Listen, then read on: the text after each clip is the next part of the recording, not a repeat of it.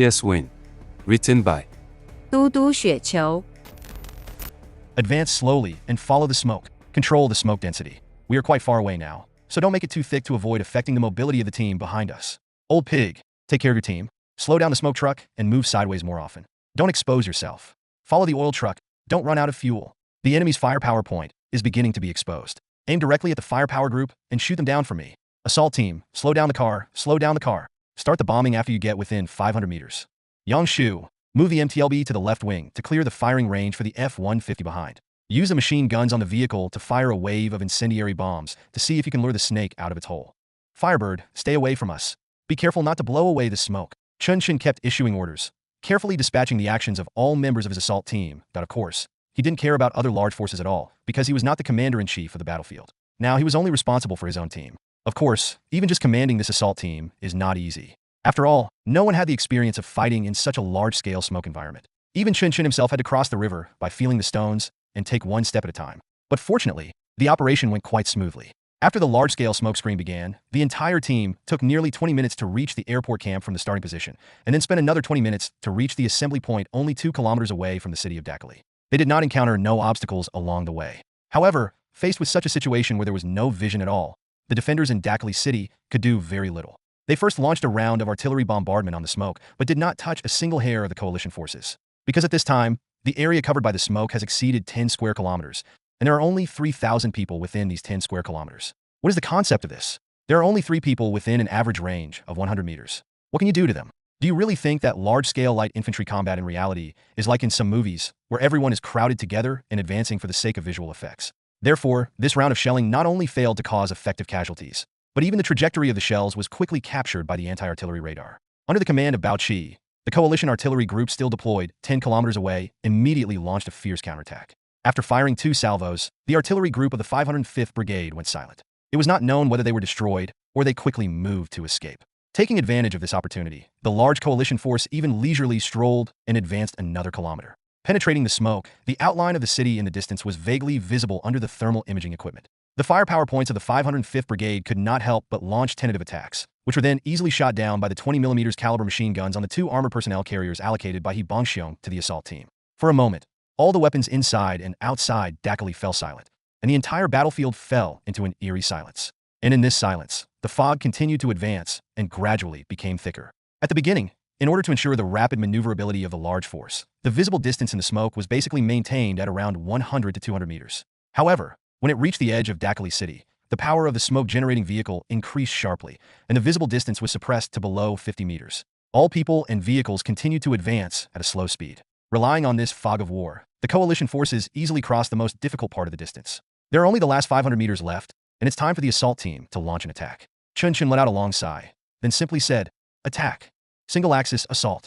Everyone, carry out combat missions according to the predetermined battle zone divisions, and pay attention to seizing key choke points."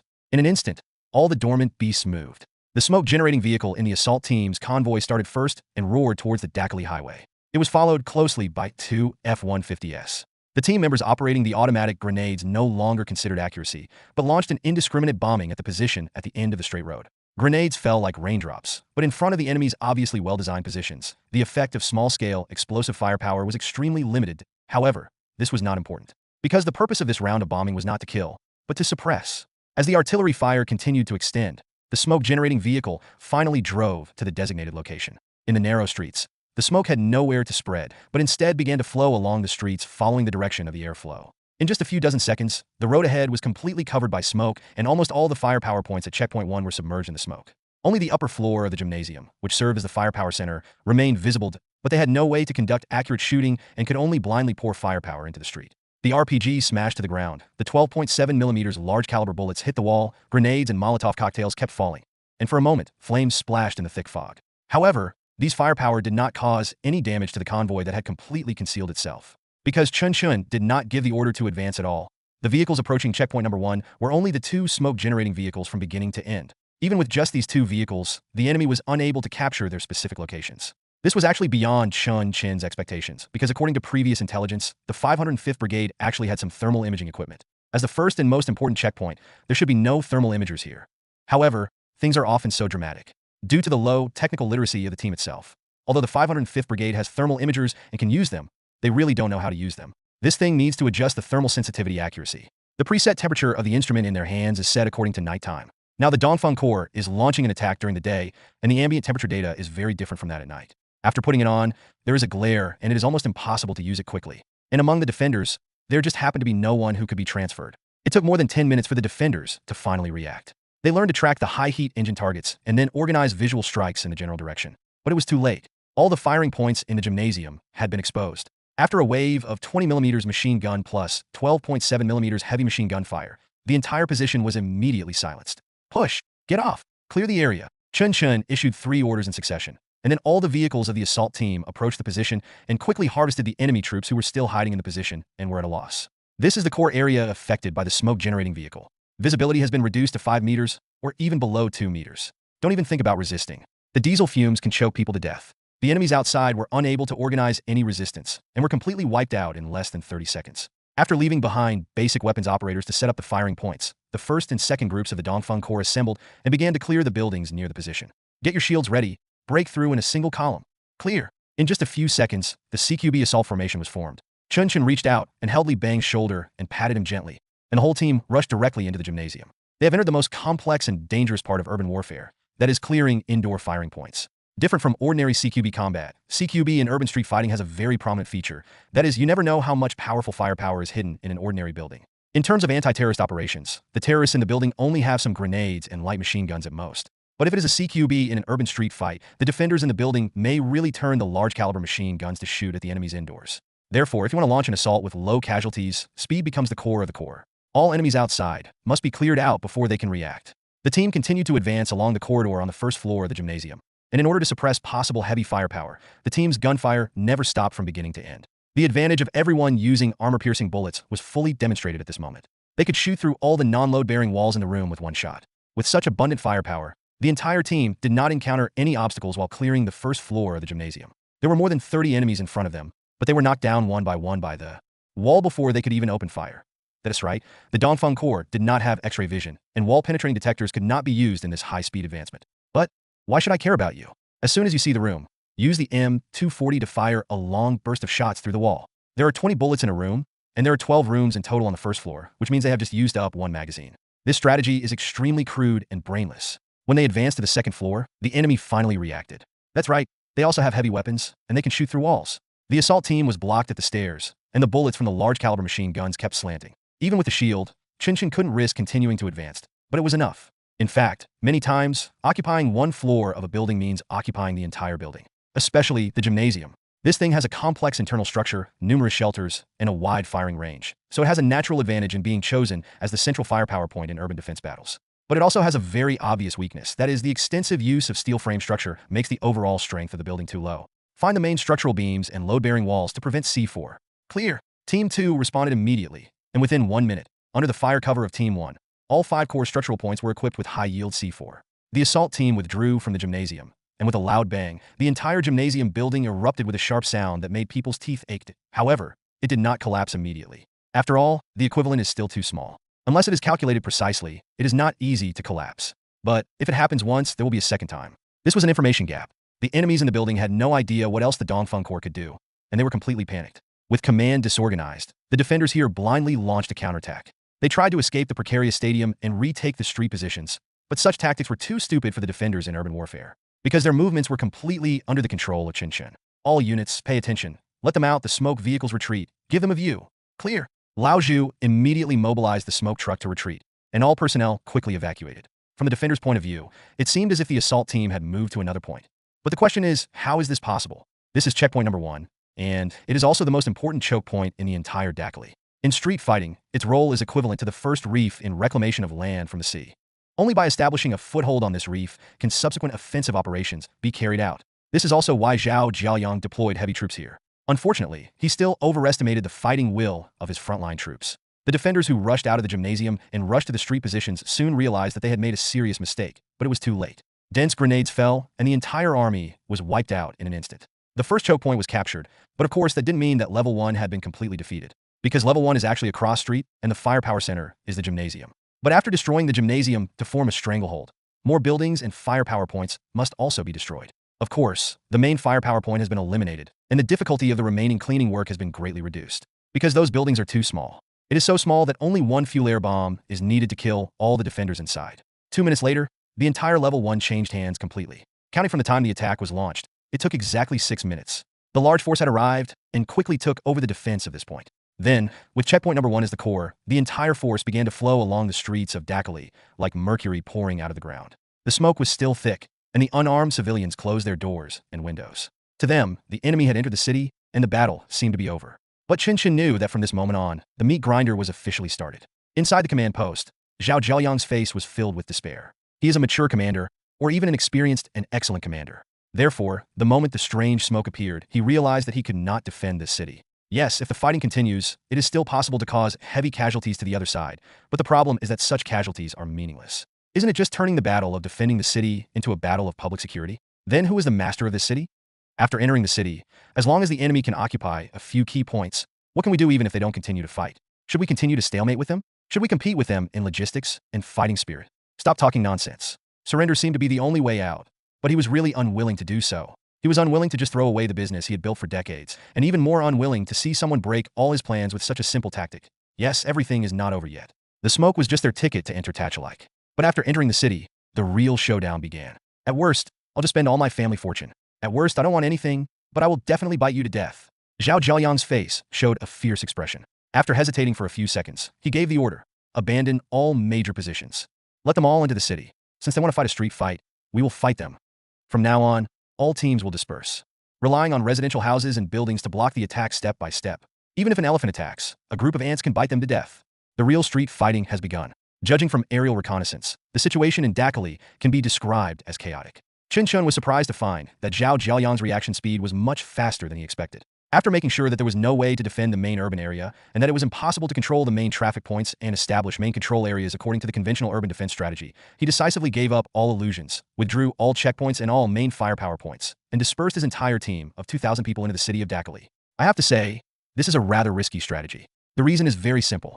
This is equivalent to handing over the advantage to others. If the coalition forces do not choose to continue the clearing and pursuit, but instead establish their own firepower positions and control areas on the spot, the situation between the offensive and defensive sides will be completely changed. At that time, the coalition forces became the defenders with the advantage of terrain, while the 505th Brigade became the attackers. How can he still fight? Destroying the Great Wall and courting death? Perhaps in the eyes of Yi Bangxiong and He Bupa, the 505th Brigade, including Zhao Jiaoyang, had really given up and really didn't want to defend it anymore. But Chen Chen knew that this one decision alone was enough to show the difference between Zhao Jiaoyang and other warlords. He was so decisive and fierce in his strategic choices.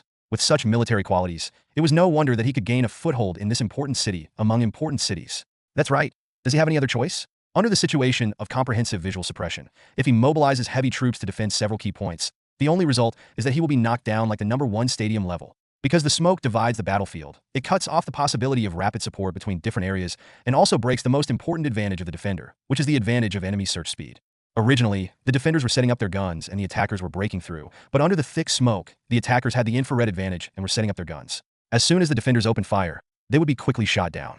In this situation, the advantage of dense firepower points no longer exists, and the only bunker advantage becomes negligible under heavy penetrating firepower. So if you want to defend, skirmishing and street fighting is the only option. This is difficult, and the casualties will be much greater than in traditional city defense battles relying on key points. But this is also the only chance for the 505th Brigade to win now.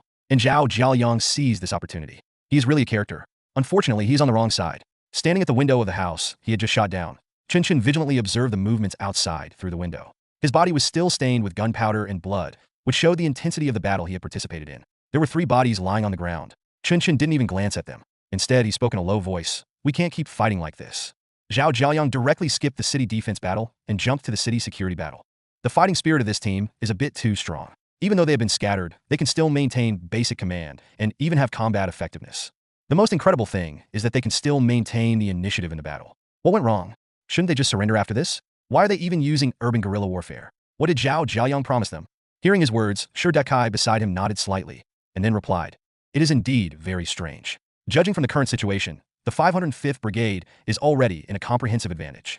The coalition forces have suffered heavy losses. It has only been a short while since the battle began, but the reported casualties have already reached 300. And the most important thing is that we can't find the focus at all. The planned battle plan is completely invalid. We have killed 2 people in Dakali, but it has not helped to turn the tide of the battle. If we continue to be in a stalemate like this, we will really be bitten to death by them. Hearing his words, Chen Chen's expression became more solemn.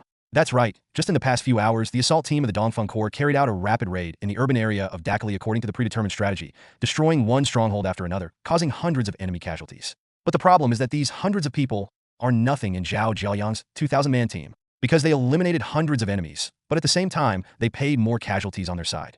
Not the casualties of the Dongfeng Corps, but the casualties of the large coalition forces. What Chen Chen really wants is a decisive battle like the one in the gymnasium level, rather than the ineffective attack of using a sledgehammer to hit an ant like now. The Dongfeng Corps' sharp knife failed to achieve the intended effect because the 505th Brigade chose the most shameless, but also the most effective plan, which was to avoid the enemy's attack and not resist. Yes, we can't defeat your Dongfeng Corps, so I won't fight.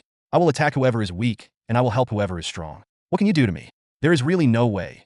Under this tactic, as long as the stalemate continues, the coalition forces will inevitably lose. The streets were already littered with corpses, and gunfire could be heard throughout the city. Almost every moment, the radio was filled with calls for reinforcements from friendly forces. However, if the Dongfeng Corps did not provide timely support, this sound would quickly disappear. That was a signal that a small team had been wiped out. The situation is extremely dangerous and has even reached the brink of collapse. Chen Chen took a deep breath, calmed himself down, and carefully sorted out his thoughts. After a moment's silence, he said, "The problem we are facing now is very clear. First, we can't end the battle quickly. The other side is determined to avoid a large-scale direct conflict. Secondly, it is meaningless for us to establish a choke point because we must complete the cleanup of the 505th Brigade's armed forces in the city. A prolonged security battle will only make us completely lose control of the city. Third, the coalition forces' fighting spirit is rapidly declining because we have not been able to achieve the desired advantage. On the contrary, the 505th Brigade's resistance is quite fierce. We don't have time. We need to break the stalemate as soon as possible. Otherwise, once our casualties exceed that threshold, the entire team will quickly collapse like an avalanche. We must find that critical point as soon as possible. We must make the 505th Brigade collapse before us. And if we want to make them collapse, we must at least first figure out why they haven't collapsed yet." Hearing his words, Li Bang on the side suddenly turned around and said, "I think it's actually very simple. Most of the soldiers in the 505th Brigade came from surrounding areas. Tachalike is their home, and they have no choice but to resist." Chen Chen's heart skipped a beat. He suddenly realized that he seemed to have entered some kind of vicious circle. Yes, the militiamen of the ethnic armed groups are indeed weak, and most of them serve in the army just to get food. But the problem is that now the fight has reached their homes. How can they not fight to the end? They are human beings too. They have families too. Therefore, the key to the problem lies not in Zhao Jiaoyang, but in Dakali. The more fierce and reckless the coalition forces attack, the more fierce the resistance of the remnants of the 505th Brigade. Because they are afraid. They are afraid that if they give in, they will lose everything they once had. The answer is actually very clear. And the way to deal with it is actually even clearer. Chen Chen let out a long sigh and said, "I understand. We've entered a vicious circle. Our enemy is not the 505th Brigade, it's Zhao Jiaoyang. Contact Hebangshiong and redeploy. All teams, occupy key buildings nearby, establish defensive choke points, and do not actively open fire. Remember, choose public buildings, not private homes. Then, send out a notice throughout the city that we will only arrest Zhao Jiaoyang.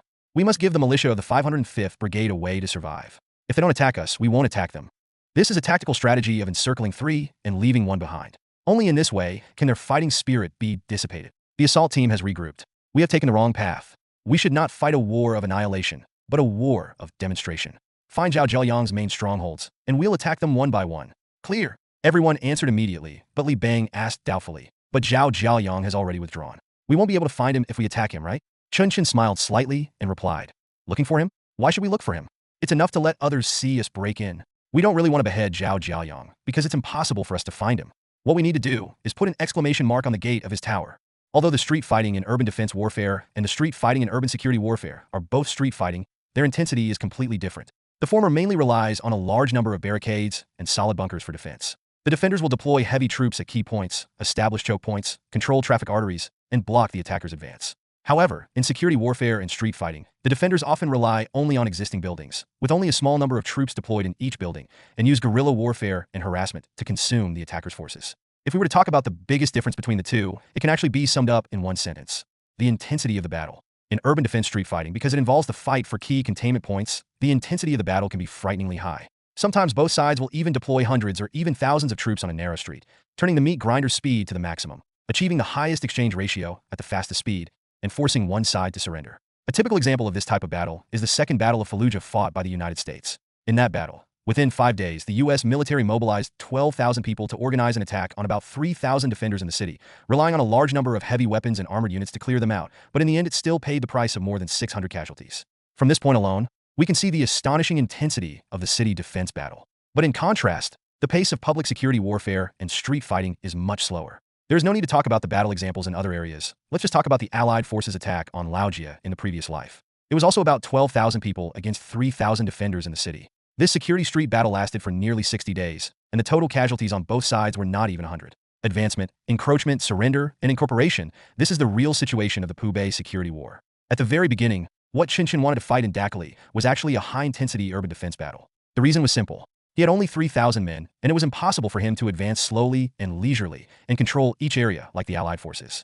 Only by forcing the enemy to fight a decisive battle at a key point can the Dongfeng Corps assault team maximize its advantages in firepower, equipment, and technology, defeat the enemy with fewer troops, and cause large-scale casualties to the enemy's manpower. The battle in Stadium Level 1 is a successful attempt at this idea. But unfortunately, Zhao Jiaoyang saw through Chen Chen's plan and responded quickly. He directly ordered his troops to enter the security war stage. Under such circumstances, the Dongfeng Corps could not play a decisive role. As a last resort, Chen Chen had to change his thinking. All coalition forces were stationed on the spot, occupying the barricades and fortifications that had been captured, and entered a brief period of confrontation with the 505th Brigade. Checkpoint number 1 has been taken down. Under the cover of smoke, the coalition forces have completed the maneuver along the Dakali Highway. At this time, the coalition forces occupied the 1.5-kilometer-long east-west highway from the gymnasium to the Shaoxing Hospital and occupied the building area along the line with a depth of about 200 meters. The territory is not big enough, but it is enough to provide temporary stability. We must stabilize first, slow down the pace of attack, reduce the rate of casualties, and reorganize the army. Chen Chen led the commandos to maneuver quickly in the temporary green zone to help all areas that have not yet stabilized to establish defense lines. This commando team is like a battlefield sheriff. Wherever they go, the firefight will stop instantly. The intensity gradually decreased, and the city defense battle eventually turned into a public security battle. It took 2 hours for the temporary green zone to finally be completely stabilized. With the actions of Chen Chen, the de facto supreme commander, the morale of the remaining 2,700 coalition forces was finally stabilized. But this is only a stopgap measure. Next, Chen Chen still had to quickly gain an advantage, achieve results, and break the morale of the 505th Brigade. Otherwise, if the stalemate continues at the 60-day level, the coalition forces, whose supplies are basically cut off, will eventually die. Then, it is time to put an exclamation mark. Administrative units, ports, bridges, power plants, water plants, hospitals. A total of 32 targets, we have to take them down one by one. Now that neither side has been able to control key traffic points, the entire Dakali is unimpeded. This situation is most conducive to our mobility. We will use a small-scale leapfrog tactic in Dakali, taking advantage of the breakthrough capabilities of armored units and the air superiority of helicopters to skip over the dense, complex, and large-scale firepower network in the city and directly capture key targets. Based on this goal, safe delivery becomes our top priority. The 2 armored personnel carriers are our priority to protect. We need to transport the coalition's ordinary militia to key points and let them take control. If the enemy wants to wrest control from us, that would be exactly what we want. Now everyone, get ready. Our first target is Shaoxing Hospital. Clear. The order was given, and everyone took action again. But this time, it was not just the Dongfeng Corps' commandos that joined the battlefield. Following He Bongxiong's instructions, Chen Chen selected 20 elite private soldiers from the 756th Brigade and sent them to armored vehicles. Each of these soldiers is wearing heavy bulletproof vests. Judging from their equipment alone, they are already the elite among the elite. But, after all, they were not a team like the Dongfeng Corps that had been through hundreds of battles and had lived through many trials and tribulations. After a round of hard fighting, all of them felt an instinctive fear. This fear is manifested in their tense expressions and tense muscles. Don't be afraid, Chen Chen shouted to the people in the car. You are well-equipped and well-trained, and they are just militiamen who have practiced target practice a few times. Don't hide from the bullets. They can't hit you at all. Even if they do, they can't kill you. You have all seen the effect of bulletproof vests. Even a heavy machine gun may not be able to penetrate them. Just follow me and don't think about anything else. Yes, understood, sir. A chaotic response came, and Chen Chen did not say much. Instead, he slammed the car doors shut, got in the car immediately, and rushed out according to the planned route. In fact, even at this moment, he was still nervous. After all, they were about to attack the Shaoxing Hospital, where the enemy's firepower was the most intensive. Firebird, pay attention to the road conditions and indicate the route. Chen Chen spoke. Understood. The road is clear, and we can continue moving forward. Keep going, and keep the smoke truck close behind. Understood. I can see you. The target is 400 meters ahead.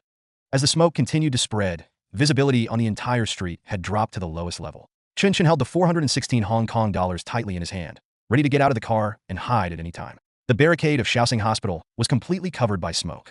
Chen Chen observed through the observation window with a thermal imager, but did not find any moving targets in the smoke. No active targets found. Firebird, report the situation. No active target found. Over. That's strange. Chen Chen felt more and more nervous. In urban street fighting, you are not afraid of having many enemies, but you are afraid of not seeing them. Only by discovering the enemy in advance can you suppress them with heavy firepower advantage in advance. If you can't establish a visual advantage, the probability of being ambushed will greatly increase. Chen Chen could clearly feel that the threat level was rising, but he had no choice. The convoy could not stop. If it stopped on the urban road, the entire team would never be able to drive away again. So he decisively gave the order. Firebird machine gun suppression. Charge forward with your vehicles. Quickly form a fire support point, and the assault team will occupy the barricade. Clear. In an instant, gunshots rang out, and the entire barricade was covered by dense firepower. Smoke and dust rose up, and a shell was hit by a bullet, causing a violent martyrdom explosion. Afterwards, the speed of the entire convoy increased sharply. In just half a minute, the convoy had covered a distance of nearly 400 meters and arrived in front of Shaoxing Hospital. But from beginning to end, not a single bullet was fired from the entire barricade. And when Chen Chen really led his team to get off the car near the barricade and climb into the fortress to check the situation, the expression on his face could almost be described as stunned. A large number of heavy weapons were abandoned and ammunition piled up like mountains. These ammunition should have been fired from the gun barrels at high temperatures, but in fact, the defenders here gave them up completely without any reluctance. They were determined not to engage in a head-on collision with the Dongfang Corps, and even abandoned their heavy equipment and went straight into the hospital building. What kind of strategy is this? Even if we use skirmishers to fight street battles, we won't fight like you, right? Chen Chen suddenly realized that he had overestimated the militia of the 505th Brigade. That's right, the heavy casualties before were just an extension of the city's defense war, and it was just the last burst of enthusiasm after both sides were overwhelmed with passion. After they established the green zone and actively reduced the pace of attack, the defenders of the 505th Brigade finally came to their senses. Everyone is afraid of death, and defending a fortress means certain death. Yes, you can kill the enemy, but the enemy can also kill you. You're only making 2,000 yuan a month, so why are you going to fight them like this? You might as well retreat into a building. If they really want to fight, you can fight a defensive battle with them in a confined space. Without being able to use heavy weapons, it's hard to say who will have the upper hand. But if the enemy doesn't fight, then why should we go out? In an instant, the situation on the entire battlefield became extremely strange. Chen Chen, on the other hand, keenly captured this strange change. So, he immediately gave the order. The defense team organizes defense on the spot, and one team points their guns at the hospital. Be careful. Don't take the initiative to attack. Just block them inside and don't let them out. Second group, pay attention to enemy activities on the street. If anyone approaches, kill them without mercy. Clear. At this moment, even the private soldiers of the 756th Brigade regained some confidence. They realized that they were afraid of death, but their enemies were more afraid of death than they were. As long as you don't take the initiative to shoot, no one will bother you. We are still good friends if we don't shoot when we meet. The Dongfang Corps' combat plan changed again. Chen Chen led the armored vehicle group back, recruited a new batch of private soldiers nearby, and started rushing to the next stronghold. From now on, they had to move away from the green zone and head to the heartland of the enemy-occupied area, the Tachalike Royal Hospital. The operation went smoothly. Chen Chen's convoy didn't even fire a shot. The team crossed a distance of hundreds of meters and arrived near the Royal Hospital. Almost the same barricades, almost the same plot. But this time, at the hospital gate opposite the barricade, there were several militiamen from the 505th Brigade holding Type 81 rifles, squatting or lying on the ground. Firebird has found the target and has taken aim. Should we fire? Chung Lei in the air was the one who had the clearest understanding of the situation, and after passing the first stronghold, he had also understood the current situation. That was why he did not shoot blindly, but waited cautiously for Chen Chen's order. Hearing his words, Chen Chen frowned and thought for a moment. Then, he made an extremely risky move. He pushed open the car door and got out. At this moment, the tension between the two sides reached its peak. With the cover of the car, Chen Chen looked at the people at the door. Then he slowly turned around and pointed the muzzle of his gun at the empty sky. Bang, bang, bang. The defenders of the Royal Hospital understood what was going on, and they also raised their guns and fired into the air. For a moment, the entire Royal Hospital was as lively as if it were Chinese New Year. But in fact, the only noise was the sound of gunfire. After 3 rounds of shooting, we have conquered this place. The defenders withdrew into the hospital, and the Dongfang Corps took over the defense zone outside the hospital. The firing point quickly changed hands, and just as Chen Chen was busy directing everyone to seize the machine gun position on the opposite building and establish control over the entire block, a scene that completely confused him occurred. A plastic bag was thrown out at the hospital gate. At that moment, Chen Chen almost ordered the helicopter to start a fire cleanup, even ignoring the civilians in the building.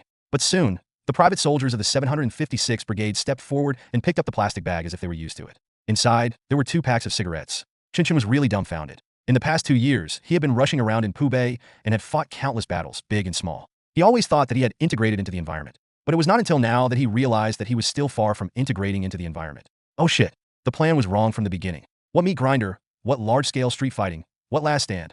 It's all bullshit. What we should really do is to build a starting position close enough, like now, and then nibble away at it step by step, dissolving the opponent's fighting will step by step. The train of thought is now clear. Everything that follows is just a matter of following the planned steps. There may be conflicts. However, it is basically impossible for people to die on a large scale again. At this time, Zhao Jiaoyang in the command center was completely dumbfounded. The purpose of his ordering the skirmishers to block the attack was to deal with the fierce offensive momentum of the Dongfeng Corps and to make the Dongfeng Corps' heavy firepower and core assault teams lose their way and be constantly consumed by their own guerrilla firepower. This was originally a perfect strategy, and even from the perspective of tactical game in a battle, it could be considered a brilliant response. However, this strategy has a fatal flaw, that is, both sides in the war must want to fight. According to his original speculation, the coalition forces definitely wanted to fight, because without clearing out the defenders of Dakali, they would not be able to truly take over the city. And as long as the coalition forces want to fight, the militia under his command will have to fight, because they have nowhere to retreat. This is their home and the foundation of their livelihood. But he never expected that the Dongfeng Corps, a famous killing team, would one day put down their butcher knives and learn to fight in the most common way on this land. Didn't we agree to kill the master with random punches? What's the situation now? Zhao Zheoyang's face was as gloomy as water. Looking at Zhao Yuming on the side, he said, "We can't go on like this. They are encroaching on our territory step by step. If they really occupy all the key strongholds, this city will be theirs without even a fight. You are famous. You lead the team yourself. Pull out all the armored companies and give them a good fight. Their core is the Dongfeng Corps and Chen Chen. Surround them. Surround them at all costs. They are surrounded. The coalition forces must rescue them. As long as they move, we can fight again. We have to make the situation chaotic. If it's not chaotic, we won't be able to fight. Set fire to the city. Use white phosphorus bombs. Remember, they were the only ones who set the fire. Jinu supermarket has been taken. Firebird, refuel. We will hold out in the supermarket for 30 minutes. Understood. I'll be back in 30 minutes. Hearing Cheng Lei's answer through the headset, Chen Chen breathed a sigh of relief and lowered the gun in his hand. Not long ago, they fought the most difficult battle of the entire leapfrog strategy so far. While capturing the customs building, they encountered fierce resistance from the private soldiers of the 505th Brigade. Although there were only a dozen armed men inside the barricade and the building respectively, they had a large number of heavy weapons and launched a fierce counterattack despite the smoke from the smoke-generating vehicle. A smoke vehicle in the team was completely destroyed, and a machine gun pickup had its engine compartment pierced and could not move forward. The paralyzed positions of these two vehicles just blocked the direction of the convoy's advance. If it were not for the aerial fire suppression from the helicopter, the entire team would have been in crisis. But there are no ifs in war. If it weren't for the suppression of multiple firepower from the air and the ground, Chen Chen would never have adopted the leapfrog tactic of the squad single-axis breakthrough.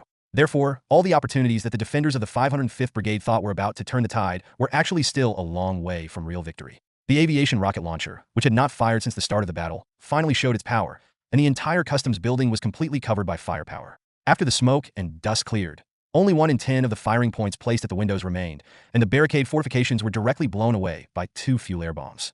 The loud explosions and the flames that shot up into the sky resounded throughout Dakali, and seemed particularly abrupt at a time when both sides of the war had already started eating dinner. I don't know how many people were standing behind the windows looking at the tall customs building. When they saw the flag on the top of the building being cut off, the same thought flashed through their minds.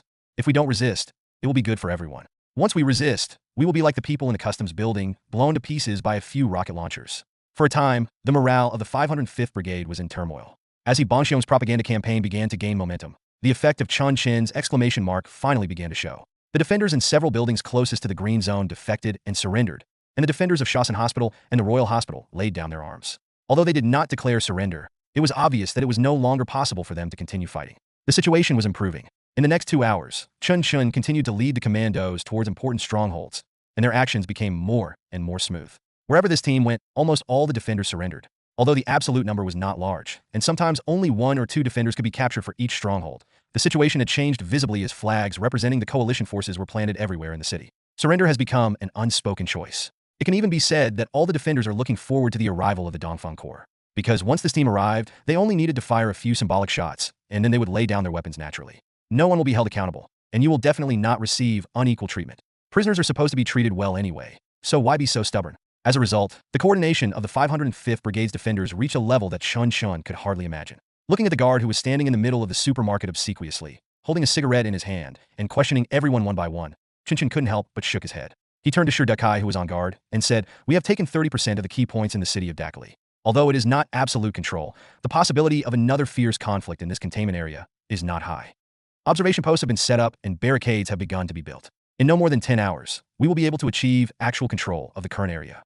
The intensity of street fighting has been reduced to the limit. As soon as we gain actual control, the defenders in the actual control area will surrender one after another." It's great news, but I didn't expect it to be that simple. After hearing his words, Shi Dekai nodded slightly and then said, "This assault can be said to have given us a major reference. The early stage was high intensity, and the middle stage was a stalemate. But once we found that key point, the battle ended in a whimper. Now, our only problem is to find Zhao Zheoyang. We haven't had time to search the entire city yet, but we do have a clue. Zhao Jiaoyang's armored company has completely disappeared. They must be hiding in an underground fortification somewhere in the city.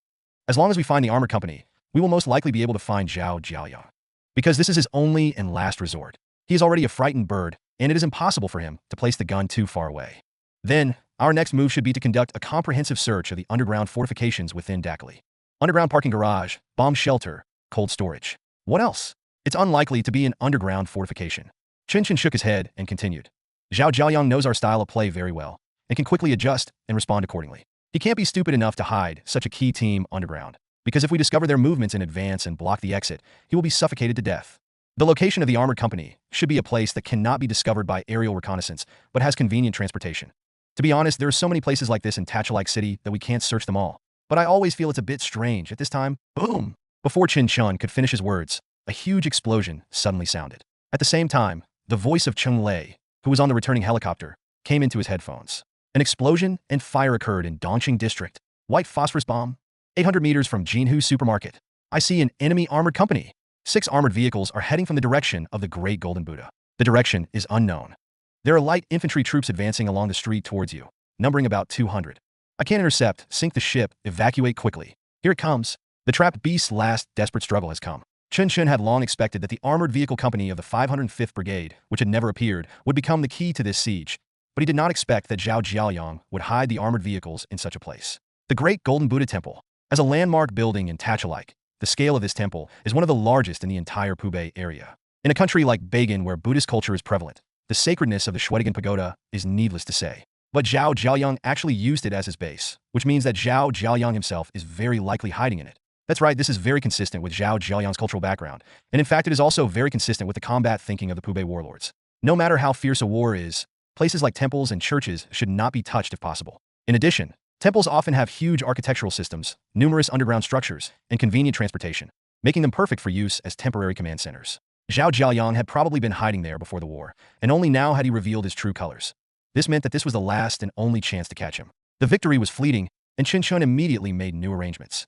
Everyone get on board and head towards the Shwedagon Pagoda.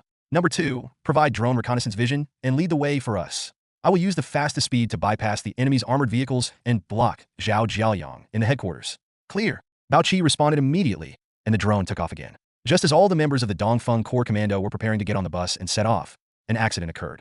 A large number of bullets suddenly fired out of the window of a private house less than 100 meters away from Jinhu Supermarket. Li Bang, who was walking in front, was hit immediately, but fortunately he was very close to the bunker. He just staggered and then shrank back, making an "it's okay" gesture to Chen Chen. The counterattack was completed in an instant. The team members who stayed behind in the vehicle to operate the weapons set up the 20mm anti-aircraft gun and fired at the civilian houses. Within just a few seconds, the firepower point, which was not strong to begin with, was reduced to ashes. However, this is not the final end. Following this unnatural attack, the 505th Brigade militia, which had been scattered everywhere, began to gather. There were constant cold gunshots fired at the Dongfeng Corps' convoy, and even the sound of large-caliber sniper rifles could be heard in the distance. Further along, a man flashed past from the corner of the street and fired the RPG in the direction of the convoy without aiming. Of course, it is impossible to hit the target with such accuracy, but they are willing to hit it, and that is the biggest problem.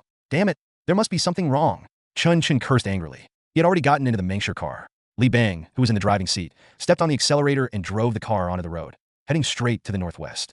These people suddenly started fighting again. This is unreasonable. Number 2, report the situation. What happened in the city? Many fires, mostly in civilian houses. We intercepted the 505th Brigade's communications. Zhao Jiaoyang has issued a reward and wants to surround us. Are you kidding me? Chen Chen frowned and continued to ask, did he set the fire himself? Now everyone thinks we put it there. As soon as these words came out, Chen Chen's fist immediately hardened. This is really not a very clever strategy. It can even be called stupid. But what if its purpose is not to shift the blame, but simply to upset the balance of the current security battle? This reason, coupled with the reward, is really enough. Zhao Jiaoyang is really cruel. He clearly knew that it would be extremely difficult to reorganize after being broken up into small pieces, but he still used this reason to bring the team together. That means he's not going to fight back, he's going to run. Hurry, go to the Great Golden Buddha Temple at all costs. Stop Zhao Jiaoyang from running away. Stop them. Firebird, refill 1 hour of flight fuel and return as soon as possible. We need air superiority. Number 2, organize artillery fire to cover the enemy and clear the barricades near the Masa Hospital on the north side of the Shwedagon Pagoda. We're going to break into the Shwedagon Pagoda from there. All teams in the rear remain alert and do not organize a rescue. This is a trap. We can fight our way through. Hold your ground. Don't rescue blindly. Don't cause trouble for us. As he spoke, Chen Chen climbed onto the weapon operating position of the Mengsher vehicle. He gripped the handle of the grenade and fired continuously at the road ahead. At this point, he no longer had time to make so-called tactical adjustments. At this point, both sides had already put their last trump cards on the line, and what he had to do was to push down all the obstacles in front of him and seize the biggest chance of victory. In fact, from another perspective, how different was Zhao Jiaoyang's idea from his? He also wanted to use himself as bait to attract the Dongfeng Corps to join the game. However, the bait he used was the bait for fly fishing, which only lightly touched the water surface and then quickly jumped away. But the shark of the Dongfeng Corps seemed to be pulling him down with the pole. The intensity of the battle rose again. From Jinhu Supermarket to Ike Nightclub is an east-west avenue, which is also the final road for the Dongfeng Corps to reach the Dajing Buddha Temple. In just 2 minutes, the road was completely plowed by artillery fire. Warriors cleared the way with automatic howitzers, 2 armored personnel carriers, one with a 20mm anti-aircraft gun to sweep high-altitude firing points, and one with a heavy machine gun to suppress the enemies on the street, while other more flexible machine gun pickups kept looking for enemies in the buildings, trying to find and fire before the enemies. At the same time, the artillery positions on Baoqi's side and Ning launched an artillery bombardment on the barricade of Masa Hospital. This round of artillery bombardment eliminated the possibility of Zhao Jiaoyang's elite private soldier support. But even so, Chen Chen could still clearly feel that the quality of this group of enemies was far superior to those militiamen he had fought before. There is no doubt that all of them here are elites.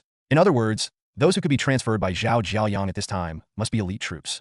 Bang, bang, bang. The heavy machine gun swept past, and the enemy holding an RPG on a tall building disintegrated instantly. The broken limbs and arms fell with blood foam and hit the hood of the Mingxia car hard. Even Li Bang, who was used to the battlefield, was shocked by this scene. The direction of the warrior suddenly turned, and then quickly returned to the right direction.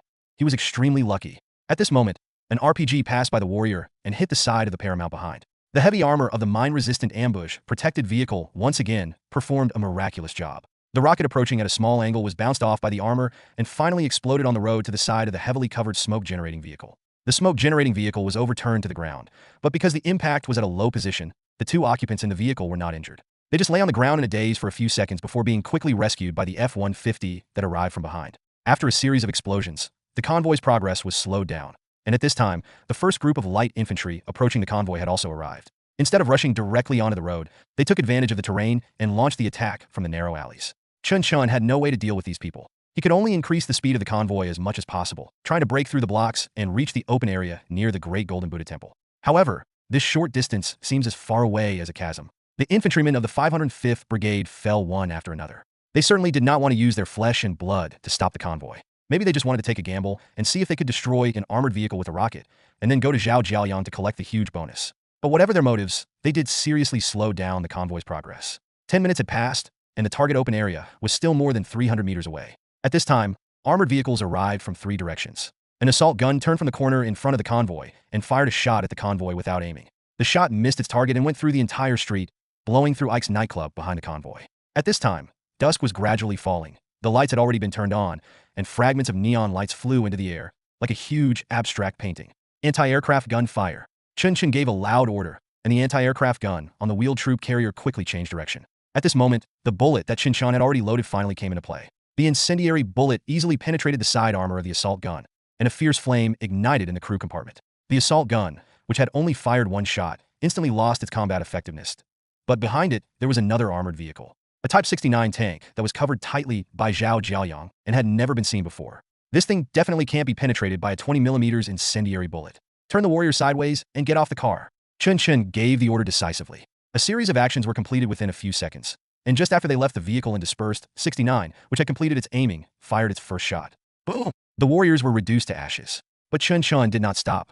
He was leading the 6 crew members of the Mengxia vehicle, desperately throwing smoke bombs and incendiary bombs at the tank 200 meters away. Light armored units versus tanks? Impossible. Before the Air Force arrived, there was no way for us to deal with this tank. I have to say that Zhao Jiaoyang's grasp of the opportunity was incredibly accurate. If it were any other warlord in Pubei, it would be impossible for them to wait until now and wait for the helicopter to return for supplies before pulling out the tanks. Strong enemy. Chen Chen threw out all the incendiary bombs in his hand, and the whole street was instantly engulfed in flames. This temporarily blocked the tank attack, but also blocked the Dongfeng Corps' way forward. Directly ahead is the indestructible Type 69 tank. At the rear are 2 2B-wheeled infantry fighting vehicles. On the west side of the street is a W551 infantry fighting vehicle. All the damn equipment was from the north. Chen Chen didn't even know who he was fighting. But time did not allow him to hesitate any longer. After a brief thought, he said, the assault team must hold their ground and wait for helicopter support. He Bangxiong mobilized the nearest infantry battalion-level units for rapid support. Group 1, 6 people. Follow me on foot to the Great Golden Buddha Temple to carry out the decapitation mission. Night fell completely, and the street behind him was ablaze. Even if he didn't go to see it, Chen Chen knew how fierce the battle would be on that narrow street. There are only 20 people left in the Dongfeng Corps. With sufficient firepower and the cover of the smoke-generating vehicles that are fortunately still working, they can still hold out for quite a long time. Even after the helicopters rush back for support, they may be able to achieve a beautiful victory by turning defeat into victory. However, the price they have to pay will inevitably be heavy, because this street has become a real meat grinder, and even white phosphorus mortar shells have fallen on the street. With every passing second, the danger they face continues to grow. Therefore, Chen Chen gave the remaining people a choice. If they cannot hold their ground, they can retreat into the building, give up intercepting the enemy, and wait for support from large forces. He had only one request. If they wanted to give up the interception, they must inform him immediately to prevent his decapitation operation from encountering uncontrollable enemy situations. However, 5 minutes had passed. Cheng Lei had already returned to the battlefield in a helicopter, and Chen Chen's Team 1 had successfully passed the enemy's defense line and arrived near the Great Golden Buddha Temple. But from beginning to end, Chen Chen did not receive any news of the Dongfeng Corps' retreat. Maybe they fought smoothly? Chen Chen couldn't think too much. All he could do was to speed up his pace as much as possible and try his best to find Zhao Jiaoyang's hiding place. In fact, this task was not complicated at all. It was only after reaching the top of the mountain where the Great Golden Buddha Temple was located that Chen Chen suddenly discovered that the temple had completely changed its appearance. The monks' quarters in front of the Buddhist temple have been completely transformed into a barracks, but its camouflage is so good that it is difficult to detect any abnormalities whether from the air or from close range at the foot of the mountain. Only when you get close enough, you will find that those so-called monks are wearing bulletproof vests. And on the altars where Buddha statues were supposed to be enshrined, there were machine guns mounted. However, there are only a few private soldiers from the 505th Brigade left here. Obviously, Zhao Jiaoyang had already run away. He had already run away the moment the armored company launched the attack. Chen Chen was unable to stop him after all, but this did not mean that the other defenders in the Great Golden Buddha Temple could escape. Now, the decapitation team no longer had heavy weapons, but with the cover of night, the remaining dozen or so defenders were quickly dealt with like cutting melons and vegetables. With the help of the confession of the last survivor, Chen Chen also got the key information about Zhao Jiaoyang's whereabouts for the first time. He had indeed been in the city before, but had now fled westward. No one knew where he was going, but Chen Chen could guess. Zhao Jiaoyang must be leaving the city, and according to the nearest border crossing point that can be quickly reached via the Western Road, he is very likely to cross the border at the Lidahan Bridge. 15 minutes had passed, and he had most likely reached the outskirts of Dakali.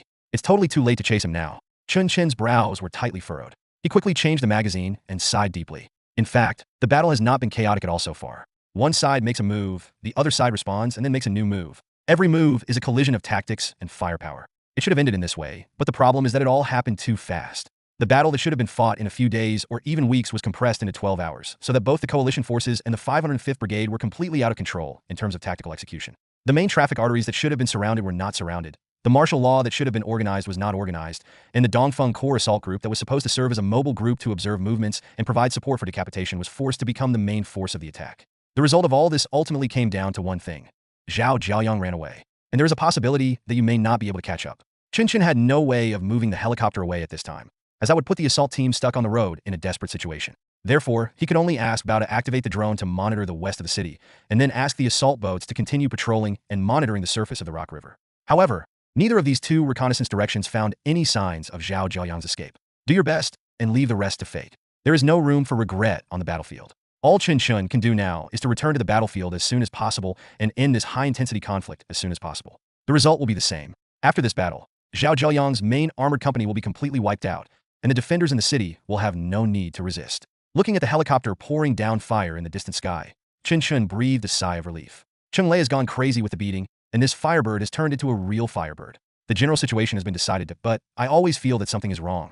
If Zhao Jiaoyang was going to run away in the end, why didn't he command from the Tai side from the beginning? What was the difference between him staying on the Bagan side and staying on the Tai side? No, the 3rd Regiment has already rebelled, and the morale of his senior officers can be said to be in turmoil. Therefore, he would definitely not go to Thailand, because once he went there, his entire command system would be completely destroyed. Of course, the situation is different now. He has given up resistance and can go to Thailand.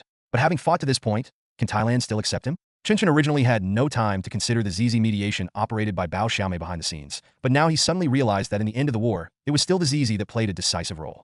It is impossible for Zhao Jiaoyang to go to Thailand, because he will have to come back eventually. Only on this land can he continue to survive. How could he possibly go out of the city and head to outside his territory, despite the risk of helicopter patrols and assault boats carrying heavy firepower on the water? He must still be in the city. But now the problem arises again. There is war going on all over Dakali City right now, and there is not a single moving vehicle on the streets.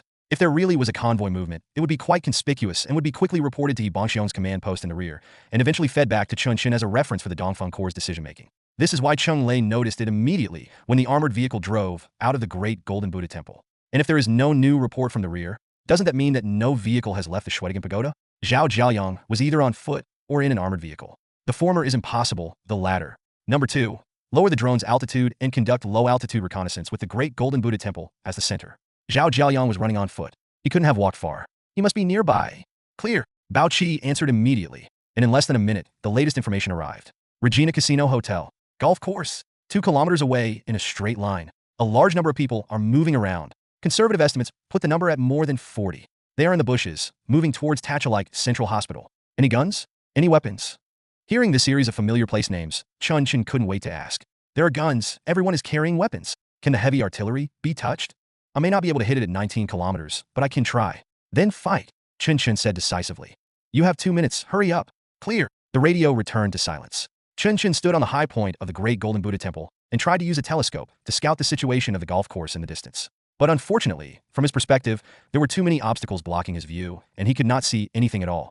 So he ran to the pagoda of the Shwedigan Pagoda, used his gun to drive away the monks who tried to stop him, and climbed directly to the top of the Golden Pagoda. And standing here, he finally saw the team exercising on the golf course. They were not moving very fast. In order to stay hidden, they took the small paths between the trees on the golf course. In these few tens of seconds, they didn't go very far at all. I can't do anything anymore. Everything must be left to the team members I trained myself. On the south side, the battle on the street of Ike nightclub was coming to an end.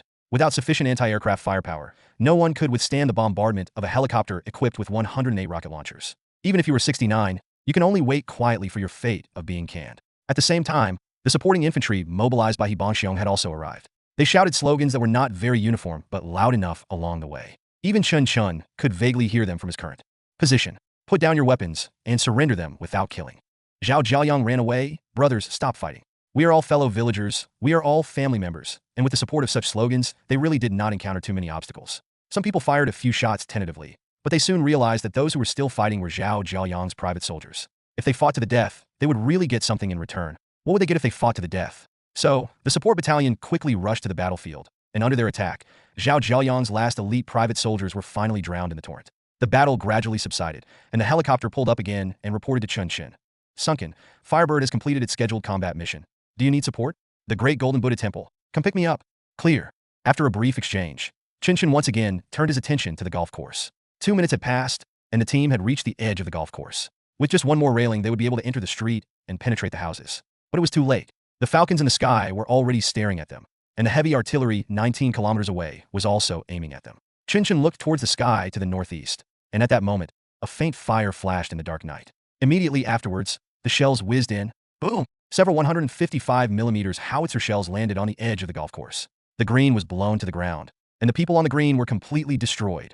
A hole-in-one. Half an hour later, the fighting in Dakali calmed down again. In the golf course of Regina Hotel, Chen Chen cleared out the last remaining armed personnel. Still the familiar place, still the familiar explosion. But this time, the explosion's equivalent has increased by more than 10 times. With the help of the living person, Chen Chen finally identified Zhao Jiaoyang, who was killed in the explosion. It was indeed him. In fact, his identity can be basically confirmed from the gold watch on his hand that was broken more than 10 seconds ago. This time, Chen Chen did not shoot the prisoners again. He simply ordered someone to take the prisoner away, and then called Hibangxiong in the rear. Send a team to the Regina Hotel. That's right, Zhao Jiaoyang is dead. I need to build a defense line, and you spread the news quickly. A body. If a body bag doesn't work, bring a large plastic bag. Zhao Jiaoyang's death seemed a bit hasty, but in fact, many leaders on the battlefield died hastily. It has to be said that it was a historical regret that Chen Chen did not get the opportunity to confront him head-on. But no matter what, once Zhao Jiaoyang died, the situation in Dakali changed instantly. Chen Chen directly threw Zhao Jiaoyang's body from the helicopter into the private soldier's position in the war zone. After seeing his body, or to be more precise, his body parts, the battle ended quickly in an incredible way. Yes, the reason why they are willing to fight is actually out of the expectation of getting a reward. But now, the boss who should pay is dead. Why are you still fighting? The entire 505th Brigade quickly ceased fire and surrendered. And Chen Chen finally returned to the core of the most intense battlefield to check the situation of his team. There were a total of 21 Dongfeng Corps mercenaries left here, and when Chen Chen saw them, only 10 of them were standing. 2/3 of the new blood that Lao Zhu had just recruited fell out. Although their basic abilities were not bad, the battles they had fought before were too simple and too brainless. It is impossible for them to learn how to both survive and counterattack under high-intensity fire suppression, nor is it possible for them to know much about the offensive methods of armored vehicles, because this is something that can only be learned by operating it with their own hands and facing it personally. In this regard, the veterans of the Dongfeng Corps are much better. The difficulty and complexity of each battle they fought before increased step by step, and coupled with sufficient theoretical learning, their battlefield awareness has been cultivated. What is reflected in the final result is a huge difference in the mortality rate. There were 9 people, including the new recruits and Lao Zhu. 3 of them were killed, 2 were seriously injured, and 2 were slightly injured. There were 12 veterans, Yang Shu, Aijiao, Sanji, and 3 others were seriously injured. 5 were slightly injured, but no one was killed. Overall, this battle caused heavy losses to the Dongfang Corps. In a short period of time, the loss of combat effectiveness exceeded 60%. But when Chen Chen returned to the battlefield and saw these soldiers who were sitting, lying, or standing, but never put down their guns, he felt like he was seeing himself back then. Spirit, energy, and vitality has always been a rather metaphysical concept in team building. But it is obvious that after this battle, the Dongfang Corps' spirit and energy were truly displayed. Chen Chen did not regret leaving them behind and leading the team alone to carry out the decapitation mission. If he were given another chance, he would still make the same choice. Because there is no absolutely correct strategy for you to choose on the battlefield. What you can choose is only the strategy with the highest expected return after the superposition of probability and consequences.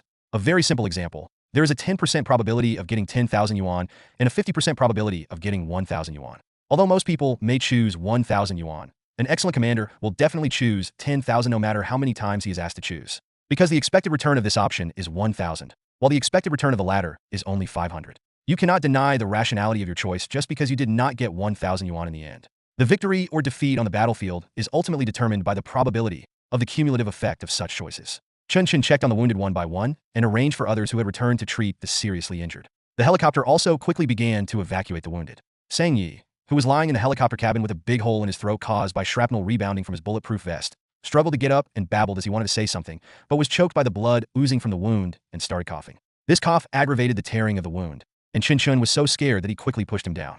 Don't talk. If you have something to say, go back and talk to others. Don't delay others. Sang Yi was stunned for a moment, then immediately nodded and lay back down obediently. The helicopter took off again, and Chen Chen's heart finally settled down a little.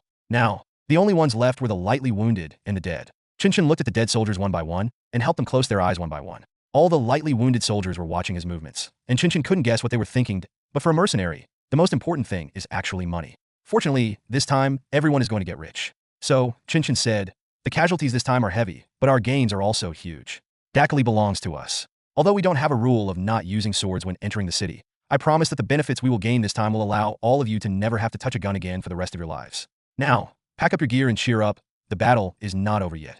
We have to clean up the mess, and the rest of us have to hold up the situation and ensure that what belongs to us is not taken away by others. Do you understand? Clear. All those who could still stand stood up. Chen Chen nodded slightly and turned to look at the battlefield that was already riddled with holes. Almost all the vehicles that the Dongfeng Corps had driven over were destroyed. The light armored vehicles were no match for the Type 69 tanks. On the entire street, the only vehicles that could still move were the marauders that had not been hit head-on. Several houses were collapsed by shells, and craters of various sizes were blown out on the streets. The ground was littered with corpses. In a distance of less than 500 meters, at a glance, there were at least 50 bodies lying on the street. Chen Chen himself couldn't imagine how they had taken it down. If they had really surrendered and crawled into the building, the situation after the battle would definitely not be like this. If they had just used fortifications to passively defend and relied solely on air power, the damage they inflicted on the enemy would not have been so staggering. Then, there is only one answer. They really took down Zhao Jiaoyang's armor company. Just 20 or so people and light vehicles without much armor-piercing capability. But what about the tank? Thinking of this, Chen Chen walked to the end of the street, and among the ruins, he finally saw the 69. It has been burned to rubble. There is no way. The Mi-171SH is equipped with C-5 rockets. No tank in the world can withstand the top armor. It's a pity, but it's not a pity. It was a pity that the tank was not captured. But if it had not been destroyed in time, the Dongfeng Corps would have suffered even greater losses. Chen Chen shook his head slightly, turned around, and left without any reluctance. Behind him, the supporting forces from the 756th Brigade and the 7th Brigade had blocked the entire street and began to eliminate any possible remaining stubborn elements. It's finally over, and the speed is still very fast. Chen Chen said with emotion. Sure Dekai, who was following him, nodded slightly and replied, taking over a city of this size within 20 hours is incredibly efficient. We should all be safe in the next few days. We must take advantage of this window of opportunity to quickly restore order in the city. That's not something we need to consider. Let the Bao family do it. What about the others who want a piece of the pie? I mean the other brigades in northern and southern Shan states. Hearing this, Chen Chen sneered and said, let's see who dares to come and touch the porcelain. We suffered heavy losses, but the helicopter is still there. If you want to fight, you can come and try. It took no more than 3 days from the time the troops were mobilized to the time they captured Dakali. This is definitely not the credit of the 7th Brigade, nor the credit of the 756th Brigade. Ultimately, it is the credit of the Dongfeng Corps. Now, they have added another incredible achievement to their record. Sometimes I really can't understand how the shipwreck did it. In Munka, in Chaizili's camp, looking at the battle report in front of him, Jackal said to his adjutant beside him with emotion. The adjutant had the same look of disbelief as the Jackal. He nodded slowly and said, I thought they would hold out for at least 2 weeks, and then rely on heavy firepower to advance step by step and slowly get in. I didn't expect them to continue their usual style of moving in and out quickly and winning quickly. However, I heard that the Dongfeng Corps suffered heavy losses this time. Their combat casualties were as high as 50%. Most of the wounded have been evacuated to Jingdong. Now is the time when they are at their weakest. I am afraid that many people will be ready to take action. Should we help them? The jackal sneered and replied, Help them? Make no mistake, a wounded tiger is still a tiger. They don't need our help at all. Do you believe it or not? Even if the Dongfeng Corps loses more than half of its troops, it can still defeat all the armed forces in Pubei. You only saw the reduction in their combat personnel, but you didn't see that their logistics, equipment support, and core teams were not damaged. If necessary, don't we still have more than 100 Mugwe left? If we gather these 100 people together, the Dongfeng Corps can still sweep across the entire Pubei. So you better not have any ulterior motives. If you really want to help, you'd better be practical. Let's gather our forces in Jingdong and go stand guard for them. They lack strong and reliable security now. If we go there now, they will appreciate it. Clear. The adjutant answered immediately, but after a pause, he explained awkwardly.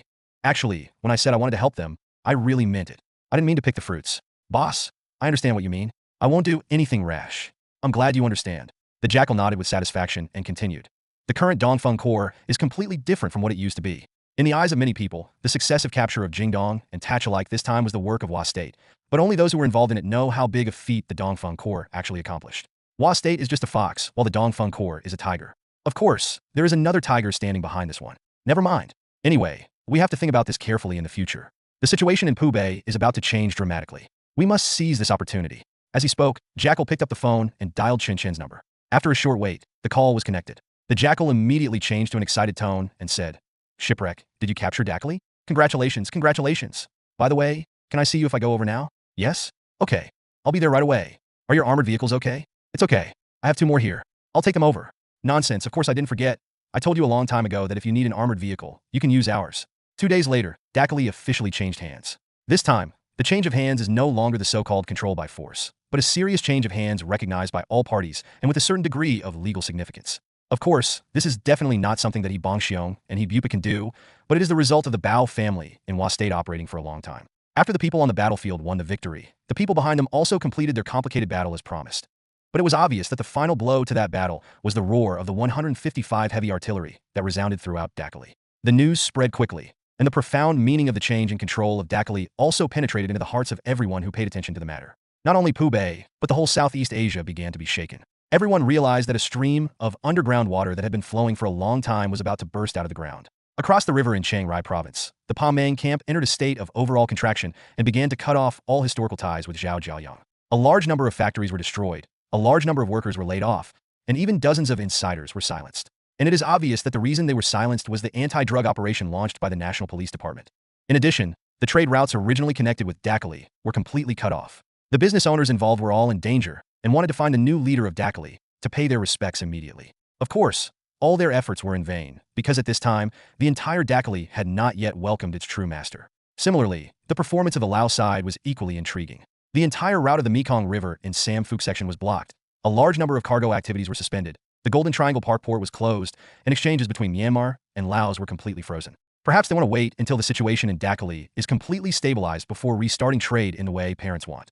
On a wider scale, the change of hands of Dakali has also attracted considerable international attention. After all, this place has been stable for too long. Although conflicts often occur due to the complexity of its geographical location, there has never been a time when no one could have imagined that it would be uprooted in this way. The world is changing.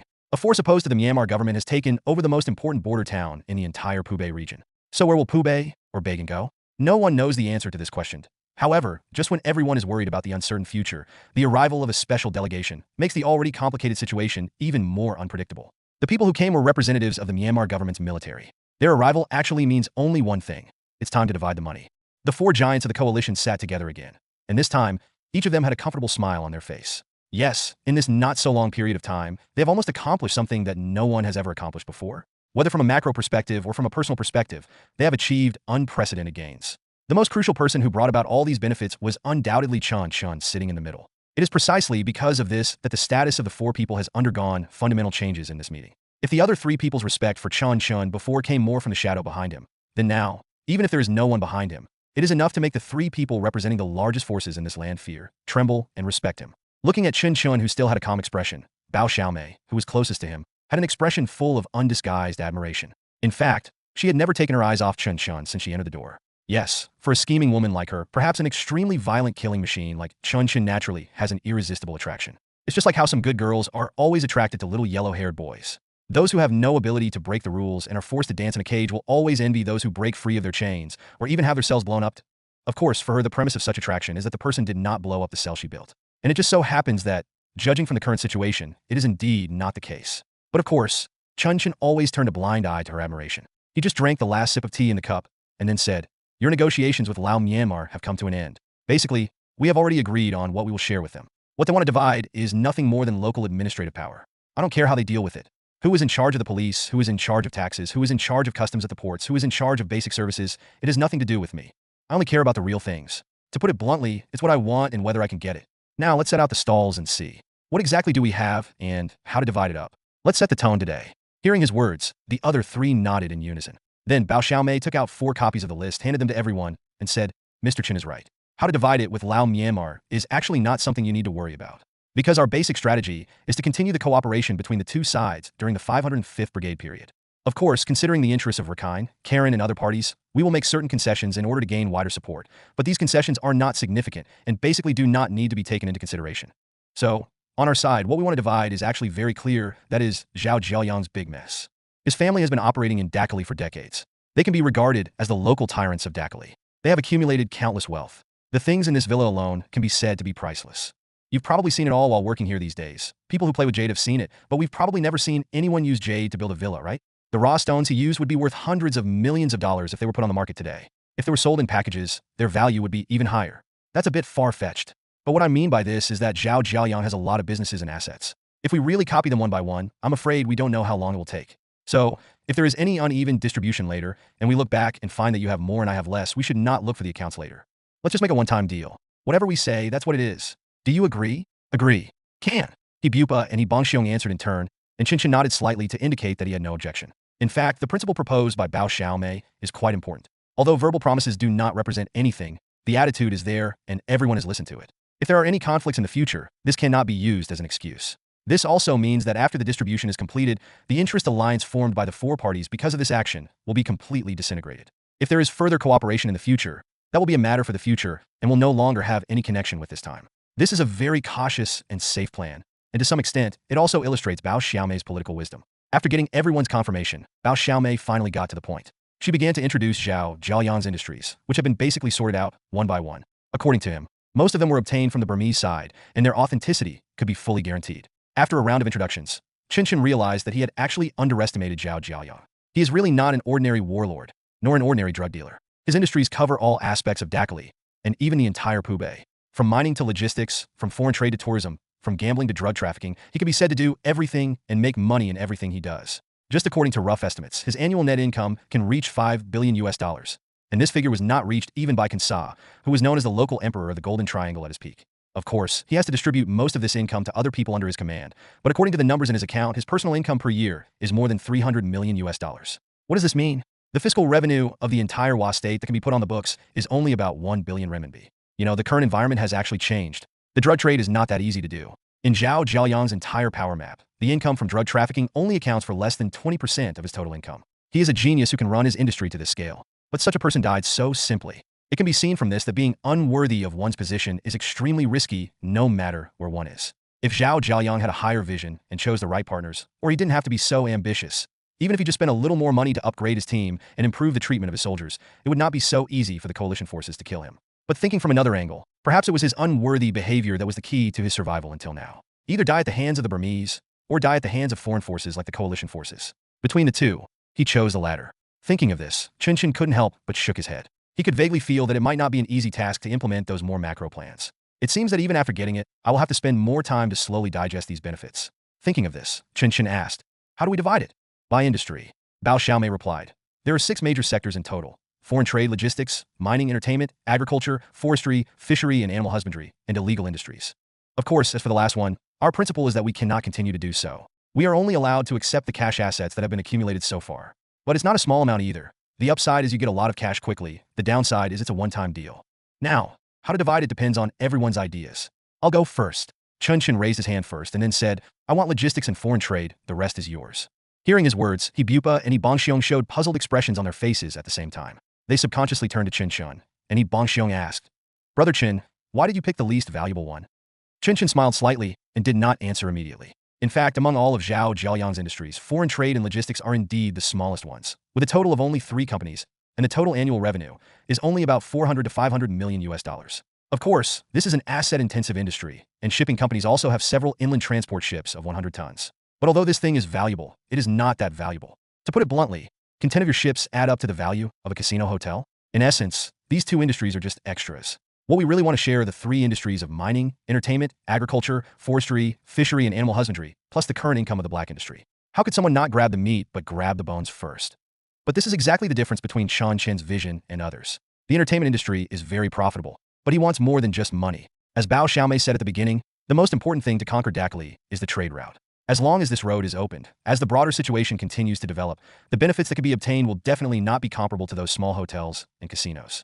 As for agriculture, forestry, fishery, and animal husbandry, yes, the scale of this aspect is huge, but the problem is that industrialization is an inevitable trend in Pubei. In the future, the money that can be earned will become less and less. Obviously, the 2 brigade commanders he did not see these trends, or it is possible that they saw them, but were unwilling to do it. Therefore, Chen Chen did not intend to fool them, but spoke directly. You pursue short-term interests, I pursue long-term interests. There are gains and losses, and it is your own choice. Of course, in addition to these 2 industries, I have other requirements. First, I want cash. You took away his most profitable industry, but you have to give me the bulk of the cash. I want 40%. Second, I want exclusivity. I want to do logistics and trade, and you can no longer do it, at least within 5 years. Third, I want the right to security. Our cooperation will inevitably be strengthened in the future. If you provide shelter for my business, you are actually protecting your own interests. How about it? Is it reasonable? Reasonable. He Bongxiong nodded first. In his opinion, Chen Chen had indeed made huge concessions in the distribution of benefits. Just like in a war, he took on the most difficult part himself. Although it is possible to obtain the greatest returns, it also requires risks. As the old saying goes, if you don't have the skills, don't take on the job. Now that someone with the skills is willing to take the job, what else can I say? He Bupa had the same idea as him, so the interest distribution link, which should have been the most likely to cause a collapse of contradictions, was completed easily. Chen Chen didn't want to care about how they distributed other industries, because he knew that in the final analysis, those industries would be eliminated. Just like He Bongxiong and He Bupa, if they cannot take advantage of this favorable situation and use the primitive accumulation achieved through this major operation to quickly transform themselves, they will one day be disintegrated by Wa state in various forms. This process may be slow and even gentle, but the trend of it happening is absolutely unstoppable. After confirming what he wanted, Chen Chen simply withdrew from the negotiations. He quickly sorted out the information provided by Bao Xiaomei and immediately notified Peng Shuqing and Su Yu, asking them to prepare to go to Dakali to organize the reception work. Such a reception is destined not to be peaceful. It is no exaggeration to say that the city of Dakali will usher in a new round of bloody storm. However, Peng Shuqing should have become very proficient at doing this kind of thing. He has more than 100 security department members under him, all of whom are loyalists with blood on their hands. It might not be possible to ask them to fight, but a purge? That would be perfect. Give him 2 months, and he could turn the entire Dakali upside down. Of course, Wanfeng Group's own issues must also be resolved at the same time. Dakali is the real headquarters of Wanfeng Group. There are also 3 hotels under the Wanfeng Group here, which are also engaged in gambling and entertainment business. Taking this opportunity, it is just right to completely remove the cancer in the body. Standing on the balcony of the villa, Chen silently looked at the street view of Dakali in the distance. He didn't know how long it had passed. The discussion in the living room had ended, and Bao Xiaomei walked lightly to his side. Mr. Chen, what are you going to do next? The matter of Dakali will soon be concluded. All the remaining finishing work can be done by me and Mr. Chen's other men. But you won't stop, will you? From what I know about Mr. Chen, you should have more big things to do. I don't know if I will have the honor to work with Mr. Chen again. Hearing this, Chen Chen nodded slightly. Then he opened his mouth and answered. What we are going to do next really requires cooperation with Miss Bao. I'm planning to go to Indonesia, Ms. Bao. Are you ready for everything you mentioned before? Indonesia. Bao Xiaomei was stunned. So soon? That's right. Dakali was burned to ashes by Zhao Jiaoyang. I have to go out and hide. Besides, there are many things that need to be solved, and we can't just limit ourselves to Pubei. Having said this, Chen Chen turned to Bao Xiaomei, looked at her seriously for the first time, and said, Ms. Bao, our cooperation has come to this point, and I also want to say something to you. We need to take a longer-term view, a much longer-term view. After taking over Dakali, your starting point is different. I hope you will no longer be limited to the small amount of money in front of you. Now can you tell me how you split up with them? When Bao Xiaomei heard Chen Chen's words, a strong smile instantly appeared on her face. Then she said, Mr. Chen, I should not have disappointed you. We, the Bao family, don't want anything. No, we still want it. We gave the things that were supposed to be given to the Bao family to the old Burmese, and in return we got something else from them. Chen Chen's heart skipped a beat, and he subconsciously asked, Port? But that's not that radical. It's Dongji. Dongji? Are you kidding? Can they give it? Bao Xiaomei shook her head and replied, "We don't want Tongyai, we just want the right of free passage from Mongbin to Tongyai." Awesome. At this moment, Chen Chen sincerely looked at the woman in front of him, or the Bao family, with a new respect. What is the ultimate goal of opening up Jingdong and Mingbin to the south, suppressing Mingla to the east, and suppressing Dakali outward? Dakali? Wrong. Dakali, in the final analysis, is still a bargaining chip. What Hua State wants is the right of passage deep into the south. Such right of passage can bring them enormous strategic space, the strategic space to truly open up transportation lines. It's not road transport, it's rail. In the previous life, the Bagan Railway was proposed in 2006, but construction had not started until I crossed it. The most fundamental reason is the unstable situation in Kokong and Lashio on the original route and the opposition of the local military. And in today's world, which is 2010 and is about to enter 2011, this railway faces the same difficulties.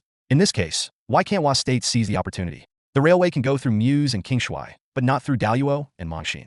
I have opened up the road network here for you. From Mongla to Jingdong to Mingbin, and then to Tongyai, the convenience of road transportation is exactly the same as the Lashio line. Furthermore, Mandalay can reach Kayakpiu port, but Tongyai can't?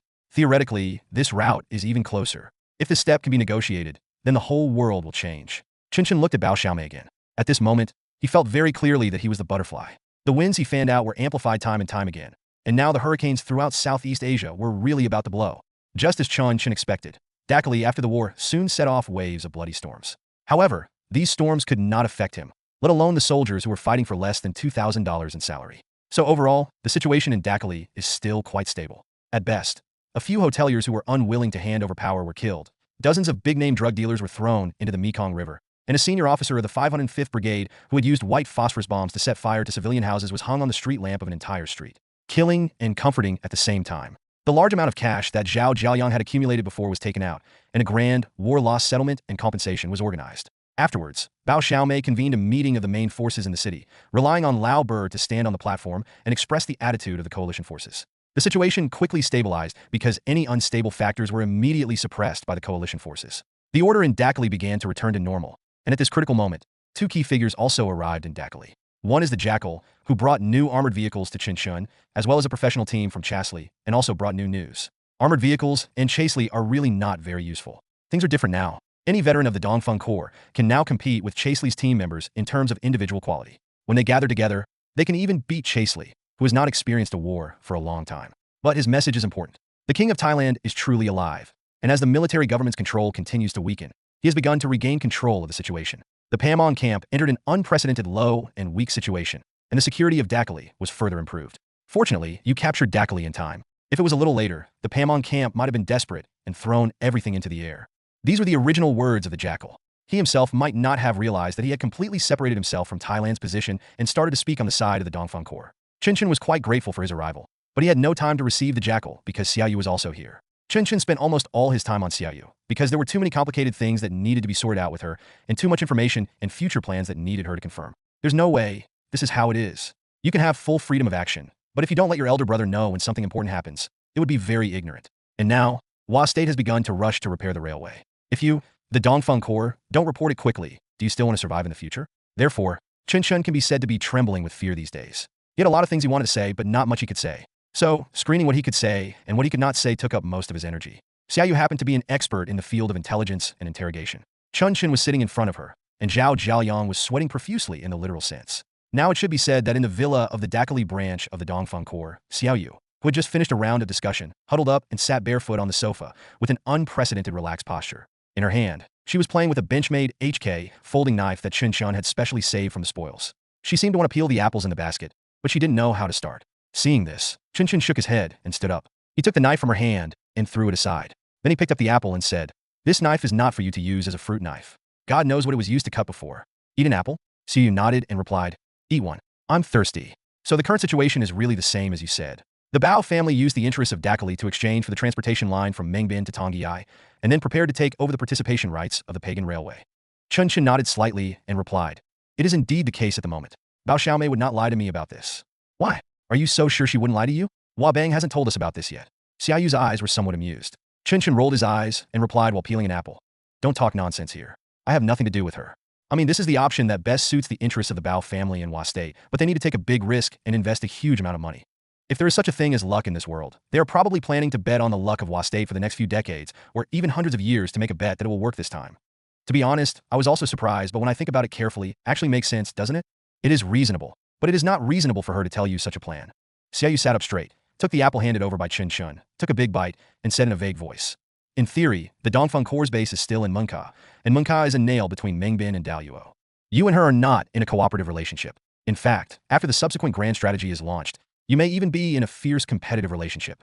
She doesn't need to reveal all her plans to you at this time. Instead, she should use the chips in her hand to pull you into the game after everything is done. By then, you will neither be able to refuse nor hinder her plan. But now that you are an insider, they can't bypass you if they want to do something. Well, I can't figure out why they would do that. Love brain, shipwreck, you are so charming that if you can't keep your mouth shut, just stuff a banana in it. I'm talking to you about serious matters, and you're gossiping with me? Didn't we just finish talking about the real business? I understand the situation and the short-term trends. I'm telling you this now to explore a possible explanation for this strange situation." Xiaoyu's face was full of innocence, as if she was really discussing work seriously. But Chen Chen could clearly see that she just wanted to disgust him. Ha, woman. Chen Chen knew that Xiaoyu had always been suspicious of Bao Xiaomei. In fact, she was suspicious of the entire Bao family. Now, the Bao family's ties with the Dongfeng Corps are getting closer and closer. It's normal for her to have some doubts in her heart. However, he really had no intention of getting too involved with the Bao family. So, Chen Chen sighed and said, "Bao Xiaomei is not the kind of woman who is obsessed with love. I can see that she has a good impression of me. This is a fact. But you don't have to doubt her decision. A family that has made it this far in Pubei would never let personal feelings affect the overall decision-making. Now I am still friends with them, so there is room for error and maneuver in many things. If one day our interests conflict, I'm sure Bao Xiaomei won't say a single extra word before killing me. Honestly, aren't you guys actually pretty much the same?"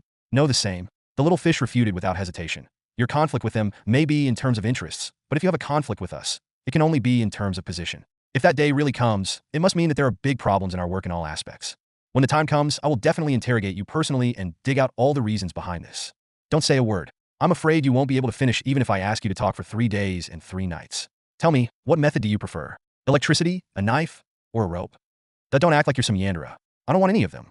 Chen Chen waved his hand, straightened his expression, and said, "Seriously, Hua State's decision this time should have been made temporarily. I don't know what happened inside them, but the reasons why those things happened are worth your time to investigate." "I see." Xiaoyu put away his joking attitude, thought for a moment, and replied, "In essence, Hua State made this decision because of the influence of the general election. The series of events you have caused in Pubei have turned the election, which was originally just a show, out of control. The support rate of the Gongfa party is declining, while the participation of local and ethnic minorities is increasing. There are now predictions that ethnic minority parties in Hua and Shan states are likely to win more than 25% of seats in the election, which means that Hua and Shan states have the ability to confront Myanmar administratively, rather than relying solely on military confrontation. This is a major change. After noticing this change, it is understandable that the Hua state side took more radical actions. But I don't understand why they drag you into this." Chen Chen frowned for a moment, and then asked, "Perhaps you want the Dongfeng Corps to continue to be your agent?" "No, this is essentially a cut." At this point, Xiaoyu and Chen Chen raised their heads at the same time. They finally grasped the key point, and once this key point was pointed out, everything became logical. That's right, Hua State does want to bring the Dongfeng Corps into the game, because they want the benefits, but don't want to show their loyalty. Therefore, they had no choice but to trick the Dongfeng Corps into handing it over. In their opinion, the Dongfeng Corps was originally from the north. That's a good calculation. What did I say? The Bao family is not that simple, right? Hearing Xiaoyu's words, Chen Chen chuckled and replied, "I never said they were simple. But it doesn't matter. I believe you can handle this matter. I'm going to Indonesia for a while. During this time, you should be able to negotiate with them, right?" "No problem." Xiaoyu nodded solemnly and said, "You really should leave for a while. We can talk when you're not around. But, you're going to Indonesia. What should I do?" "What are you going to do?" Chen Chen asked blankly. "Nonsense. You cooperated with Bao Xiaomei on the Indonesian issue. Once you go to Indonesia, I won't be able to control you at all. This makes me feel very insecure. If this connection with you is broken, then all my efforts will be in vain, right?" Xiaoyu ate the last bite of the apple, and after thinking for a moment, she said, "How about this? I'll find you a job in Indonesia first. If you want to be an international PMC, you must have a business. How about I find a business for you?" "Not so good. I have plenty of money now. I'm short of people and equipment. You might as well give me some equipment. You have taken over logistics and foreign trade. Will you still worry about not having equipment in the future?" Xiaoyu rolled her eyes at Chen Chen and then said, "Seriously, I have something I can entrust to you. Don't do small things." Chen Chen answered without hesitation, "What's so small about what I have here? In a word, do you want to do it? Tell me how big it is." "Qingshan Group." "Qingshan Group." Chen Chen was stunned. After a long silence, he finally asked, "No, am I able to participate in this kind of thing now?" Xiaoyu didn't answer immediately, but stood up and looked for a trash can to throw the apple core away. Chen Chen anxiously snatched the apple core back from her and continued to ask, "Is it the Qingshan Group I'm thinking of?" He looked a little excited, but in fact, he couldn't help being excited, because there are so many things behind this name. South China Sea, fishing boats, rare earths, tariffs. The name of this group is not secret, but some of its subsidiaries are actually at the forefront. 2010 was the starting point of the counterattack in the Rare Earth War. Sulawesi and Kalimantan in Indonesia are important reserve positions for this war. If the Dongfeng Corps can really participate, not to mention any nonsense, just from the perspective of the development of a mercenary group itself, it will be an unprecedented huge opportunity. What Pubei, what Zhao Jiaoyang and Chen Chen in front of this matter? They're not even brothers. Seeing Chen Chen's expression, Xiaoyu smiled playfully. She reached out and wiped Chen Chen's clothes, then said, "It's the Qingshan group you were thinking of. But, would you like to tell me first, where did you come up with this idea?" Chen Chen was stunned. But soon he calmed down again. "Don't lie to me. International news is available to everyone. It's not difficult to guess the answer. Tell me quickly, what are we going to do if we go there? Look at you, you're anxious again." Xiaoyu pursed her lips and then said, "We need an armed security force. A legal, powerful security force that dares to fight anyone without any concerns. Money is not a problem. The equipment will be provided. When you get there, just fight. How about it? Do you want to do it?" "Who to hit?" Chen Chen asked cautiously. "MPRI. Why is MPRI in Indonesia? It started last year. After the Eagle Shield exercise, they never left." "Understood." Chen Chen let out a long sigh, and Xiaoyu asked again, "How about it? Do you want to do it?" Chen Chen smiled slightly and replied, "Nonsense. Forget it if you don't want to do it. Fuck it. This is yesterday." In fact, Chen Chen really didn't expect that Xiaoyu had such a good job. That's the Qingshan Group. This company has been at the center of the confrontation between major powers for a long time. Its business scope covers the whole world. Moreover, due to the particularity of the company's business, the areas where they operate are often poor, backward, and dangerous areas. It is for this reason that their demand for security services is astonishing. According to Chen Chen's previous understanding, companies like Qingshan Group were often forced to use small local companies or directly cooperate with local officials for security services because they could not use large international security groups. In this case, they either cannot really enjoy the adequate services or have to pay a considerable price for the benefits. This is undoubtedly a loss, so in fact, the demand for trustworthy security companies in the North cross-border companies is extremely strong. There have even been several times when people have tried to set up offshore companies overseas to provide security services, but in the end, these short-lived companies disappeared for various undisclosed reasons. And now, the emergence of the Dongfeng Corps has filled this gap. If Dongfeng Corps can do a good job in this business of Qingshan Group, its business scope will really be expanded to the world. As long as it can expand globally, one day, the Dongfeng Corps will gradually approach MPRI in terms of scale and professionalism, and even eventually surpass them. Indeed, although MPRI is a military contractor on the surface, it is actually the Pentagon's private army. But so what? As long as you dare not wear clothes, I will beat you every time I see you. Chen Chen couldn't wait to send his best wishes to MPRI, but anyway, it was too early to do so now. After all, he still had a large amount of funds to deal with and a lot of ships and cars to arrange.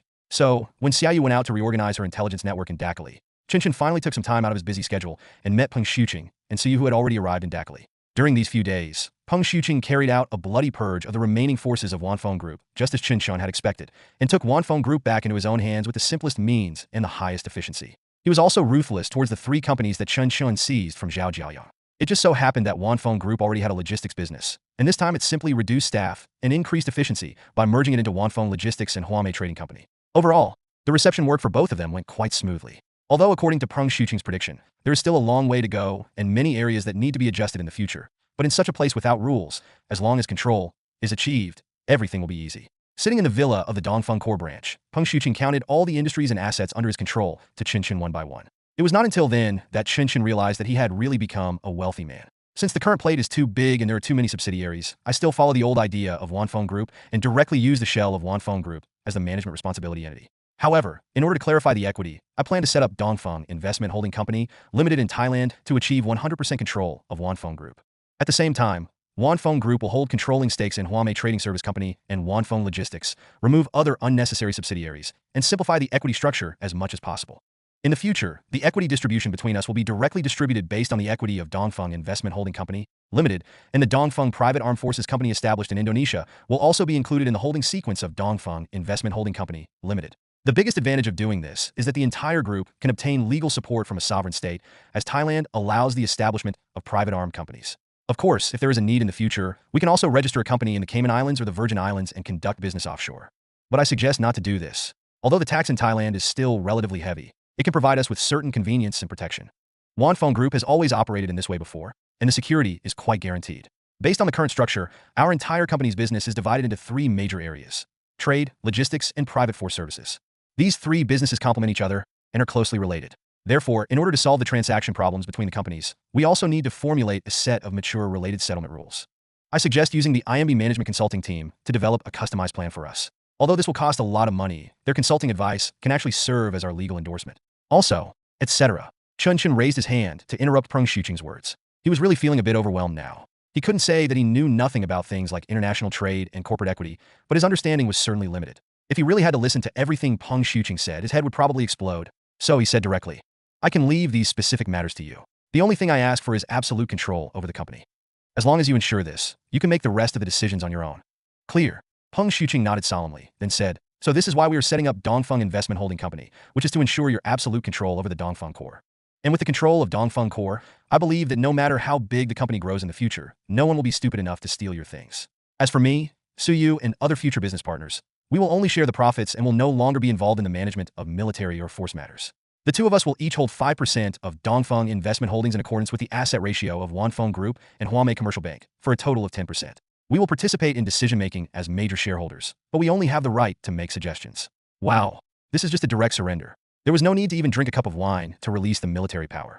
Peng Shuqing made a few moves and directly cleared himself and Suyu of all the blame. For them, this is a kind of concession, but from another perspective, isn't it also a kind of wisdom? After all, no one really wants to live a life of fighting and killing. If one can grow up under the protection of a big tree, who would be willing to go through mountains of swords and seas of fire? Chen Chen was very satisfied with Peng Shuqing's self-awareness. Under his professional operation, the framework of the entire PMC group was indeed built in an orderly manner. Similarly, Suyu had no objection to this plan. After talking about the company's affairs, Peng Shuqing began to talk about more specific company assets. I have already preliminarily cleaned up all the company's account books. Of course, we still need to establish a proper financial process in the future. Wanfeng Group originally had a plan to formalize its finances, but it collapsed before it could be completed. So, on this basis, we have to finish what we have not done yet. That's too far from the current point of view. The entire Dongfeng Investment Holding Company has assets of approximately $480 million, of which $400 million is the spoils of war this time, including cash, bank deposits, and cash equivalents. I put all of them in the cash-on-hand account. This means an account that can be used directly in the short term. The remaining amount is close to $100 million, including 3 hotel casinos, ships, vehicles, and other fixed assets, as well as the value of Huamei Company's inventory, accounts receivable, Dongfeng Core's accounts receivable, and equipment. Stop! Chen Chen interrupted again helplessly. He really had nothing to say about Peng Shuqing's professionalism, but this guy couldn't stop talking about this, without considering whether he could understand it or not. It was really frustrating. As for Suyu on the side, Peng Shuqing nodded as he spoke, as if there was no difficulty at all. It seems that doing business in Pubei is rustic and barbaric, but they are not bad at all in some basic professional skills. Oh my god, it seems that I have to find an opportunity to make up for my financial knowledge. After all, he still wanted to make it big in the future. As a boss, he couldn't really only know how to fight. Thinking of this, Chen Chen pondered for a moment, then asked, I don't want to hear too complicated financial data. Now I want to ask, how much cash can I use as the startup capital for the next business? $300 million. Peng Shuqing replied immediately. So many? Chen Chen was stunned. Yes, it's abnormally high. For a company with only $500 million in assets, this amount of money is a bit too much.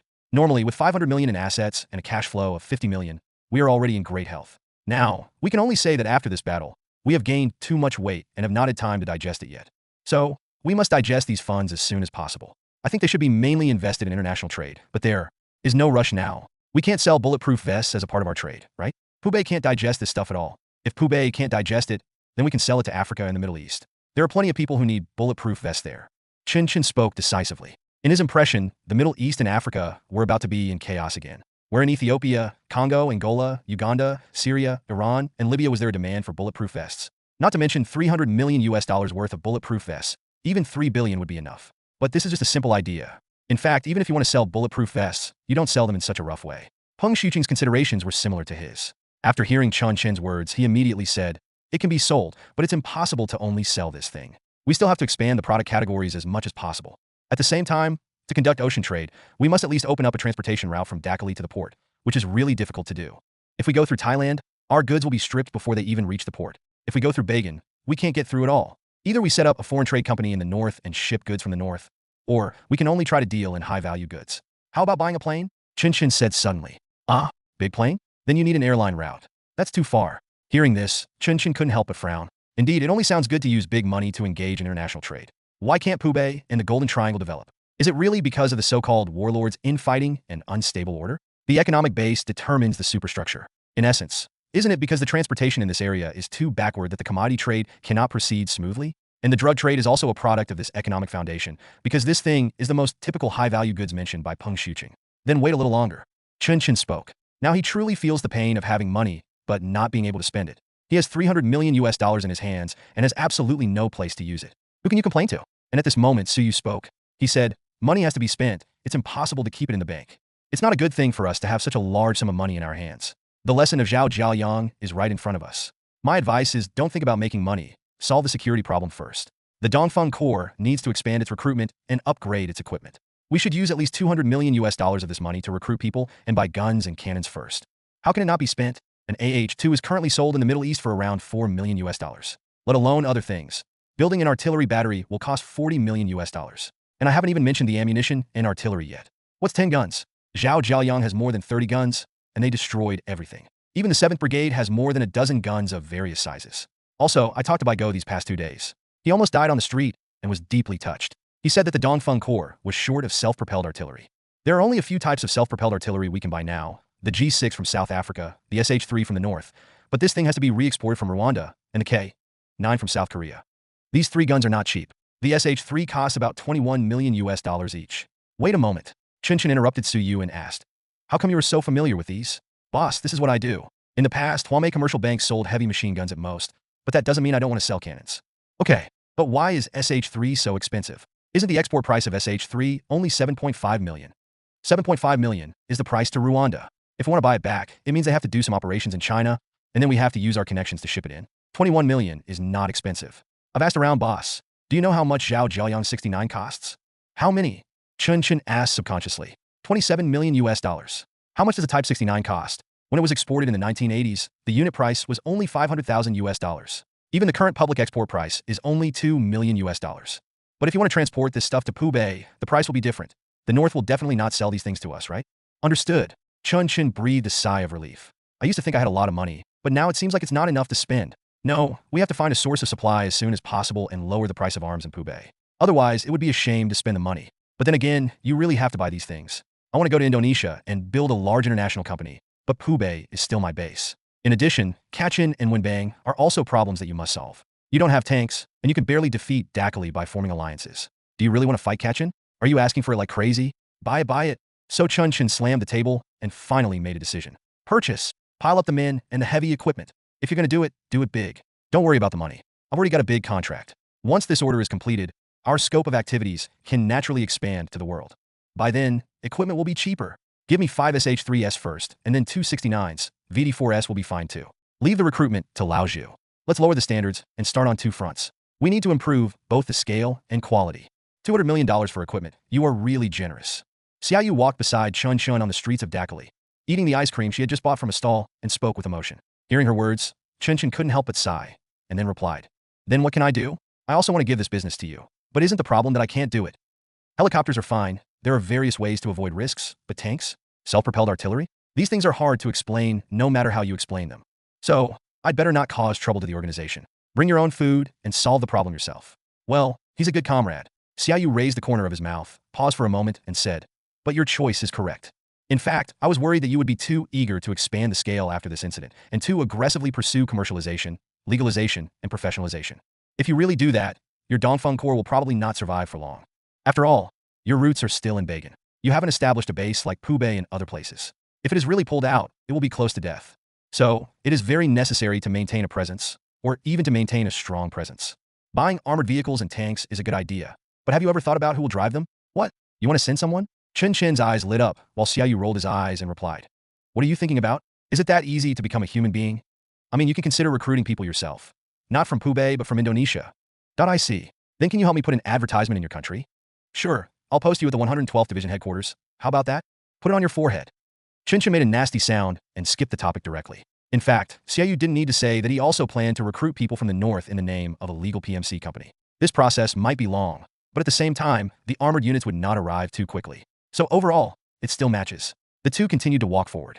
In fact, they did not have many clear goals today. Chen Chen simply accompanied Xiaoyu to see how order was restored after the coalition forces entered the city. Therefore, both of them walked slowly and were in a more relaxed state of mind. After finishing the ice cream in her hand, Xiaoyu went to a street stall and bought a homemade hamburger. However, she didn't eat a bite of it and didn't even look at it. She just stuffed the hamburger into Chen Chen's hand. You eat it. Xiaoyu spoke up. Why did you buy it if you're not going to eat it? I came to see if there was lettuce in the burger.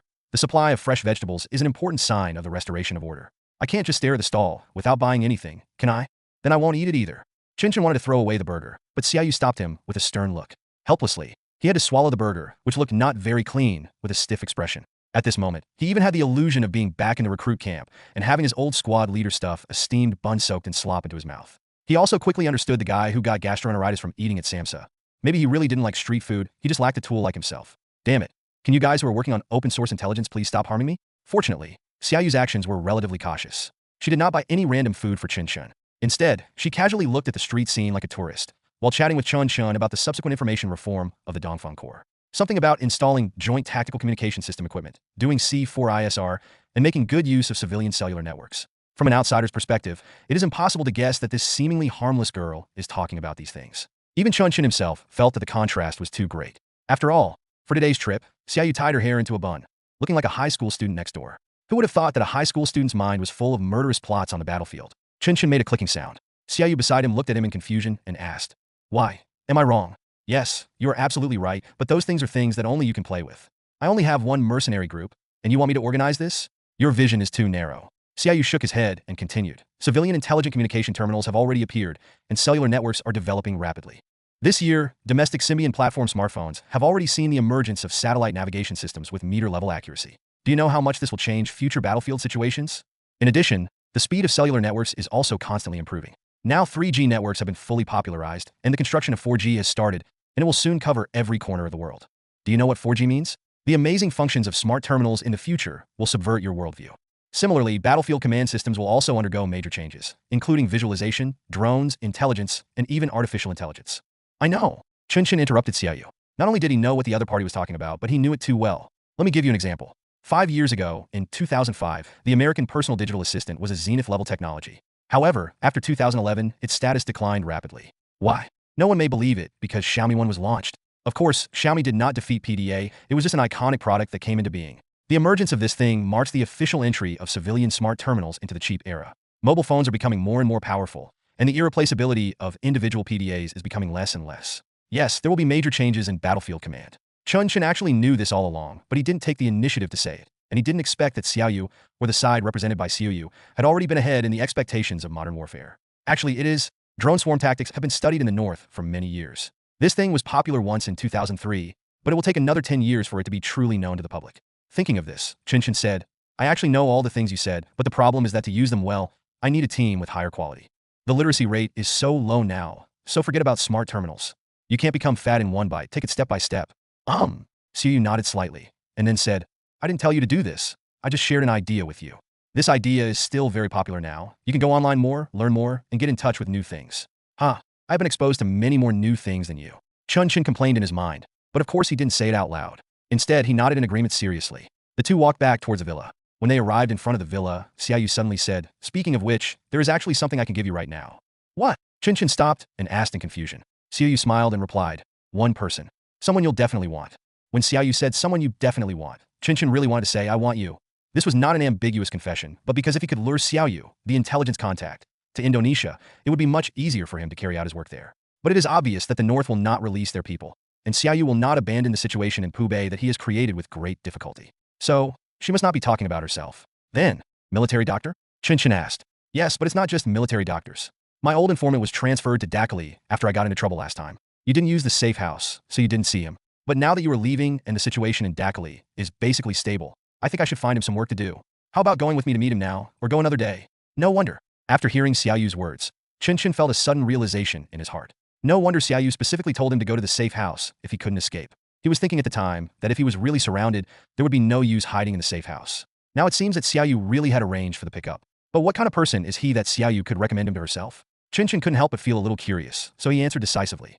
"Let's go now. It's still early. We can have dinner together when we come back." "Okay, let's go over there." "Walk over there?" Chen Chen was stunned. "Your safe house is 5 kilometers away. Do you have to walk there? Then let's take a bung bung. Your car here is too conspicuous. I should keep a low profile, okay?" Chen Chen glanced at the luxury cars in the villa's garage and finally nodded in agreement. Xiaoyu waved and stopped a rickshaw with ease and got in. In less than 10 minutes, the two arrived at the door of Tinga grocery store. Chen Chen followed Xiaoyu and pushed the door open. At that moment, he felt as if he had entered another world. Outside the door is the foul smell of sewers on the streets of Dakali, the aroma of greasy food from street vendors, and the cheap perfume of Southeast Asian women on the street. But in the grocery store, there is a very faint but impossible to ignore the scent of bamboo leaves. The aroma of bamboo leaves mixed with the unique burnt aroma of flue-cured tobacco. The smell of this thing highlights a retro feel. Chen Chen is very familiar with this smell. He remembers that when he was a child, the elders in his family would wrap their own dried tobacco leaves with dry bamboo leaves, and this was the smell that came out after they were lit. What's going on? Xiaoyu's informant is an old man? Pulling aside the bamboo curtain again, Chen Chen saw the informant sitting in front of the counter. And, just as Chen Chen guessed, this man was indeed an old man, but he was not an ordinary old man. He was wearing a slightly yellowed Dacron short-sleeve shirt.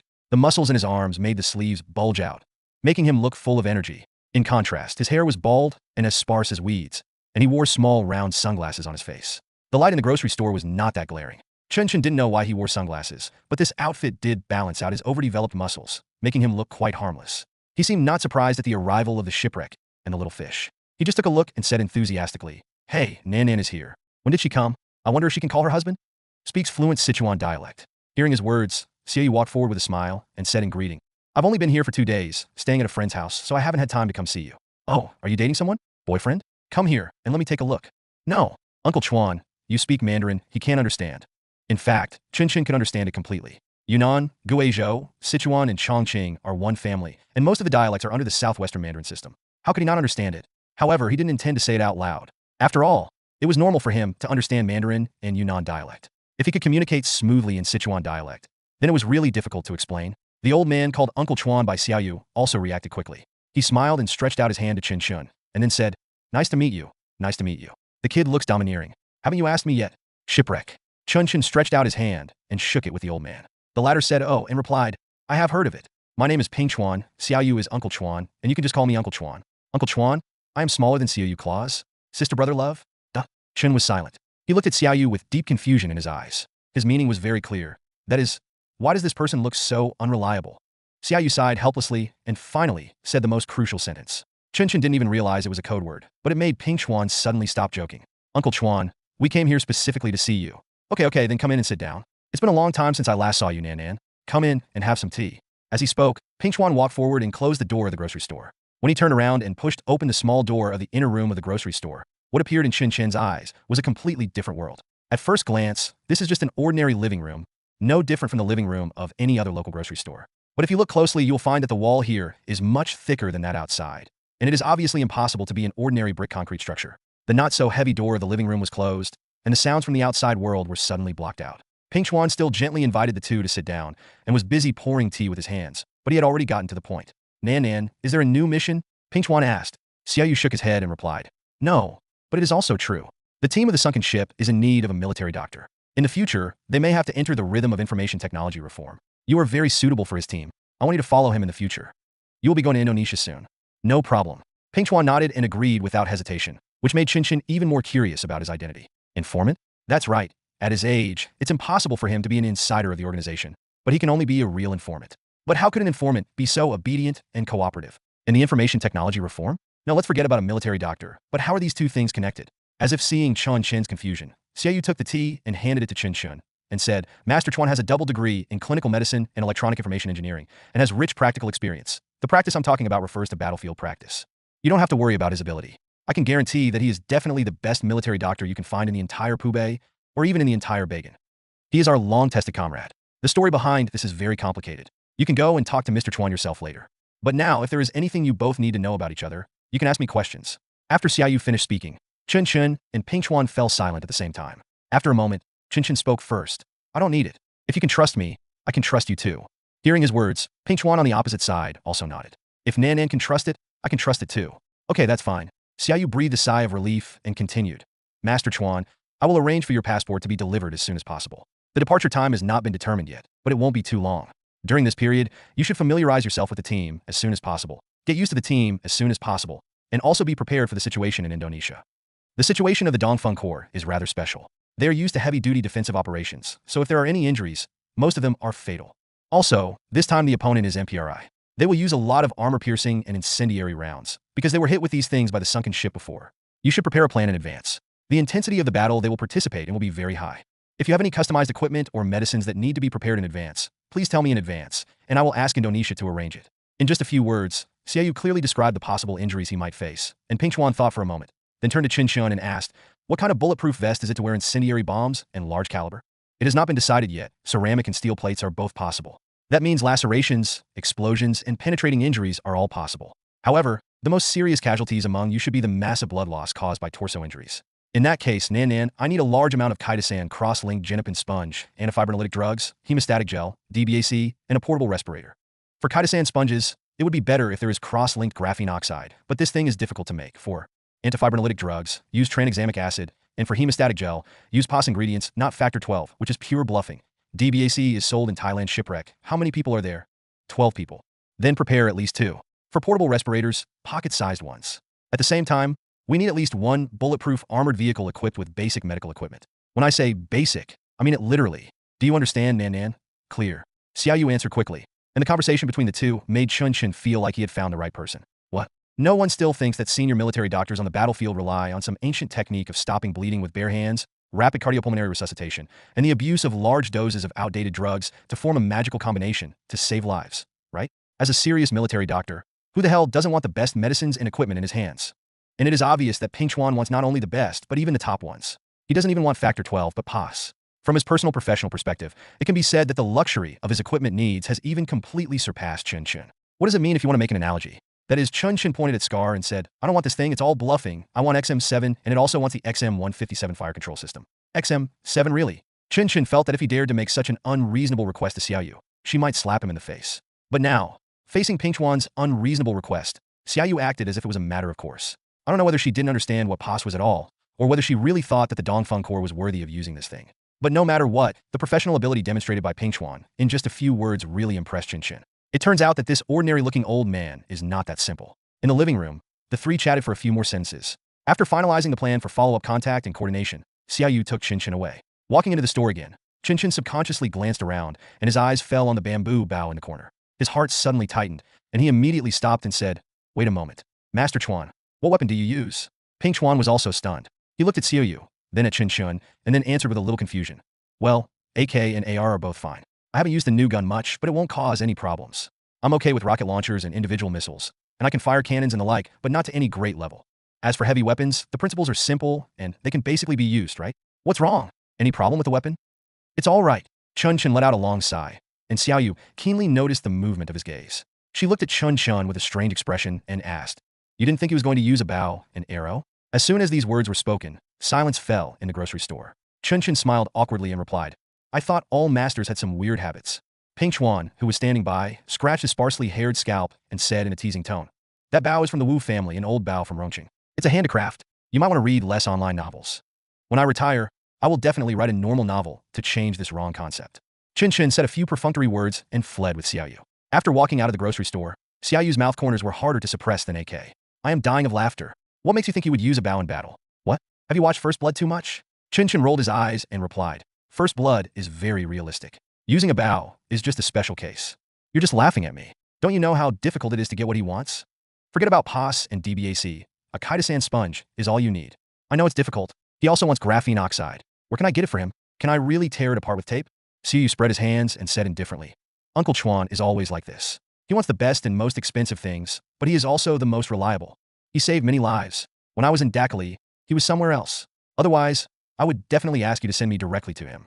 But in short, he will listen to you completely in combat. But when it comes to first aid on the battlefield, you must listen to him and don't question a single word. Clear. Chen Chen nodded solemnly, then said, But I still think what he wants is too exaggerated. If we calculate based on the number of people per capita, the cost of medical preparation for one person would be close to $1 million, right? I remember the price of DBAC. One unit costs $4 million. He wants 2. I can't afford that. Do you know the price? Xiaoyu asked curiously. I've read the news. This thing that came out at the beginning of this year is so expensive. Okay, it's okay. We'll pay for it. So generous? Because you're worth it. But that's a bit corny, comrade. Get lost. Xiaoyu stopped a rickshaw, and Chen Chen got in. The car drove to another area near the villa. After getting off the car, the two walked towards the villa. As they walked, Chen Chen said, This Ping Chuan Master Chuan looks really extraordinary. So who is he? What's going on? After hesitating for a moment, Xiaoyu replied, His story is too long. However, he is actually quite similar to you. He's not as good at fighting as you are. He takes a different path. His story starts from the time of Kun Sa. Xiaoyu briefly introduced Ping Chuan's situation to Chen Chen. From Chen Chen's perspective, Ping Chuan's life was a truly legendary life. Born in the early 1950s, he came to a wealthy family and arrived in Burma at the age of 20. He fought in the youth brigade for many years and became a backbone of the 303 Brigade Special Service Battalion. In the 1980s, he left the MG team and settled in Thailand, where he resumed his studies, obtained a degree in clinical medicine from Mahidol University, and taught himself electronic information engineering. Although he did not actually get a degree, his level was definitely above the standard. In 1984, Ping Chuan got married and had a child. Starting from 1993, Kansa and the Burmese army fought a great battle, and a large number of defeated soldiers fled to the north, committing many bloody incidents. Ping Chuan's life was already quite stable and affluent at this time, but he actually set out for Pubay again and participated in the encirclement and suppression of Kansa by the Wa state and Myanmar governments. After 3 years of fighting and the fall of Kansa, Ping Chuan set his sights on new drug dealers like Na Cam and participated in many conflicts between the ethnic armed groups and Na Cam as a military doctor. But in the end, he discovered that the ethnic armed groups and the drug dealers were actually birds of a feather, so he left in anger and returned to Thailand. It was not until around 2003 that Ping Chuan began to try to return to the north and came into contact with a certain intelligence department, which was CIU's department. Since then, he has been cooperating with the north, participating in countless important missions, and still fought some major battles, but compared to before, it is much more stable. By this year, 2010, he is nearly 60 years old, but he couldn't sit still, so he stayed in Thailand and Bagan. After long-term operation, his family's accumulation in Thailand has reached a fairly wealthy level. His 2 children have also started their own businesses, and he returned to the north with his wife to settle down 3 years ago. He didn't have any bitter past, and his life could even be said to be smooth sailing, but the fact that he could get through those things that were obviously extremely dangerous as if they were flat ground was enough to show how strong this man was. After listening to CIU's narration, Chen Chen couldn't help but be amazed. What the hell is this? A natural-born adventurer, a natural-born activist, a natural-born idealist warrior who is rich but still true to himself. No wonder CIU said he is a time-tested comrade, isn't he? He was not tested for 10 years, but for 40 years by his own beliefs and ideals. During these 40 years, he was in a foreign country, but he never wavered. No wonder CIU would recommend him to herself. To be honest, it is more reassuring to use such a person than anyone else. So where did you find such a talent from? Chen Chen couldn't help but ask. We don't need to spend too much time thinking about it. People like this will take the initiative to find us, just like you. That really? Chen Chen nodded slightly. At this time, the two had already walked to the door of the villa. It was then that Chen Chen remembered that he had originally planned to invite Ping Chuan to come over for dinner. It was so embarrassing to talk about the bao just now that he forgot about it. But it doesn't matter. I will stay in Dakali for some time in the future, and I will have many opportunities to contact him. When I returned to the villa, it was already 7 o'clock in the evening. The other people in the Dongfeng Corps had already ordered dinner and were waiting for Chen Chen to come back for dinner. Logically speaking, the Dongfeng Corps should have had a celebratory drink after winning the battle, but there were too many people in the hospital, and it was a small group, so Chen Chen simply skipped this step and celebrated in the most straightforward, simple, and crude way. That is, sharing the money. A total of 29 people participated in the battle. According to the standards of a level 0 mission, the participants of this mission had to share the profits equally. However, the profits this time were extremely special. The profits actually gained through combat operations were not too much. Most of them were earned by Wa State and the Bao family through political mediation. Therefore, although everyone in the Corps had expectations for the distribution, their expectations were not too high. However, the distribution plan that Chen Chen finally came up with surprised everyone. This mission was a tough battle. We all paid a heavy price and took great risks. So, according to the classification criteria for level 0 tasks, we need to reasonably distribute the spoils and commissions. However, considering the company's subsequent development needs, we cannot simply and crudely divide all the profits as spoils of war. Instead, we must objectively regard part of the profits as opportunities created by everyone and not participate in the actual distribution of benefits. Based on this principle, our allocation plan this time is as follows. When Chen Chen said this, everyone in the Dongfeng Corps had already felt a little disappointed. After all, if the boss only promises forward returns, the profits that can be obtained on the spot will probably be much lower. But then again, according to the Dongfeng Corps' usual code of conduct, even if it is lower, it is actually not that low, and there is indeed hope for future development. So no matter what the plan is, it is still worth listening to. However, they never thought that the objectivity in Chen Chen's plan was completely different from the objectivity they expected. According to estimates, we will allocate $64 million as the proceeds of this event, and at the same time, we will allocate $35 million from operating expenses as compensation for injuries and deaths. According to this distribution plan, the basic income per person is $2 million if divided equally. In addition, $10 million will be used as an incentive based on the performance-based bonus rules established earlier, and rewards will be given based on position, risk, and responsibility.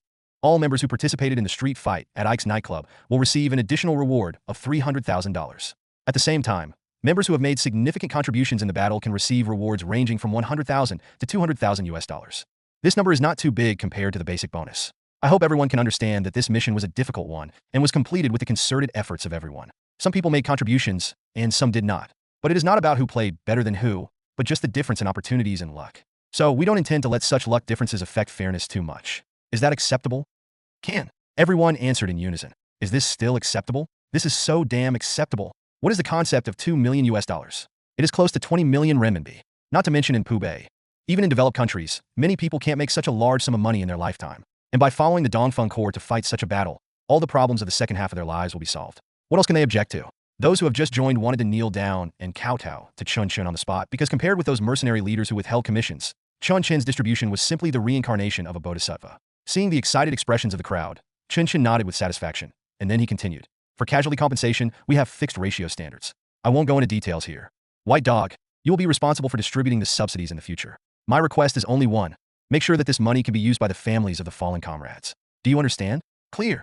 Go immediately stood up and answered. After briefly confirming the subsequent distribution ratio, Chen Chen immediately instructed Peng Shuqing to arrange for the financial staff to transfer the funds.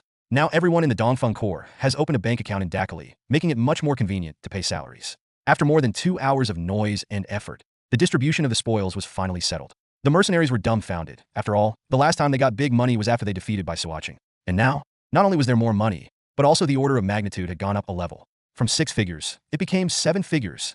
The whole villa was filled with jubilation, and Chen Chen rarely restricted them. He just told them as always not to organize entertainment activities that went beyond the bottom line, and the mercenaries naturally agreed. Nonsense, you have so much money. Why are you still playing those low-end things?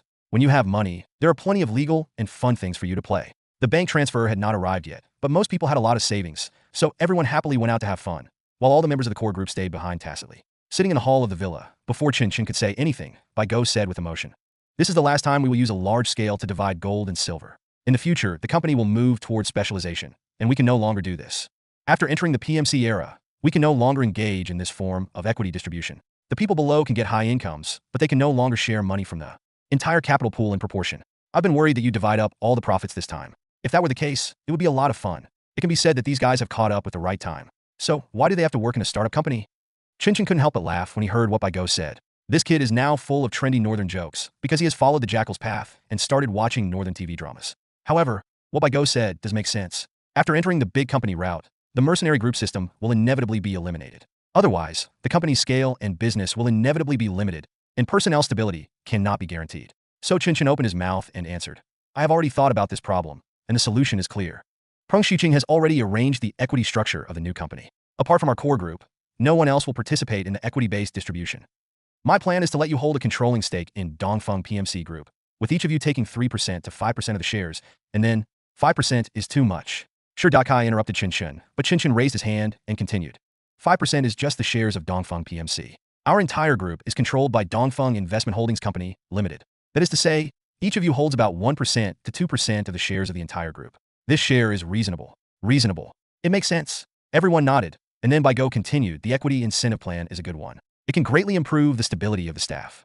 I have a feeling that after the money is distributed this time, a considerable number of people will choose to withdraw from the Dongfeng Corps for retirement or retreat to the second line. This is good news. Yes, it's good news. Why is it good news? Among all the people, only Li Bang had not yet come to his senses. Hearing his question, Chen Chen smiled and replied, we are now going to expand the team, which requires a large number of logistics and administrative personnel, as well as a large number of command and training personnel. Systematic training needs to be done, and someone needs to do it. The experience gained from fighting must be passed down to the lower levels. Otherwise, our team's large-scale combat capability will never be improved. How about it? Do you want to retreat to the second line? I don't want it. Li Bang waved his hands quickly, and Chen Chen looked at the White Dog again. We need a middle manager. White Dog, you can do it. Isn't it okay, Dakai? Dakai is the battlefield commander. His position is different from yours. If we consider the future development of the company, he is half a level higher than you. That's no problem. I can do it. The White Dog answered decisively. Okay, then you don't have to go to Indonesia this time. Stay in Tachalike and run this business well. Regarding personnel expansion and equipment preparation, you can discuss the specific matters with Peng Shuqing and Suyu. Understood. I will complete the task. The White Dog saluted. Chen Chen rolled his eyes at him, and then looked at Sher Dakai, who was standing beside him. This time when we go to Indonesia, we will not only establish a company there, but also truly build our base. Later, the main frontline command responsibility will be handed over to you. I will only be responsible for on-the-spot command under special circumstances. I understand. I can do it. Sher Dakai nodded calmly, without saying anything more. Next up is Li Bang. Chen Chen looked at this man who seemed to be indifferent to the world and said, as Sher Dakai's deputy, you will mainly focus on training in the future. Of course, you will also participate in combat, but the frequency will also be gradually reduced. Don't always think about being on the front line. We can fight, but we don't necessarily have to be on the battlefield every time. Do you understand? I understand. I will learn it through training. Li Bang nodded obediently, and Chen Chen continued to turn to Bao Qi.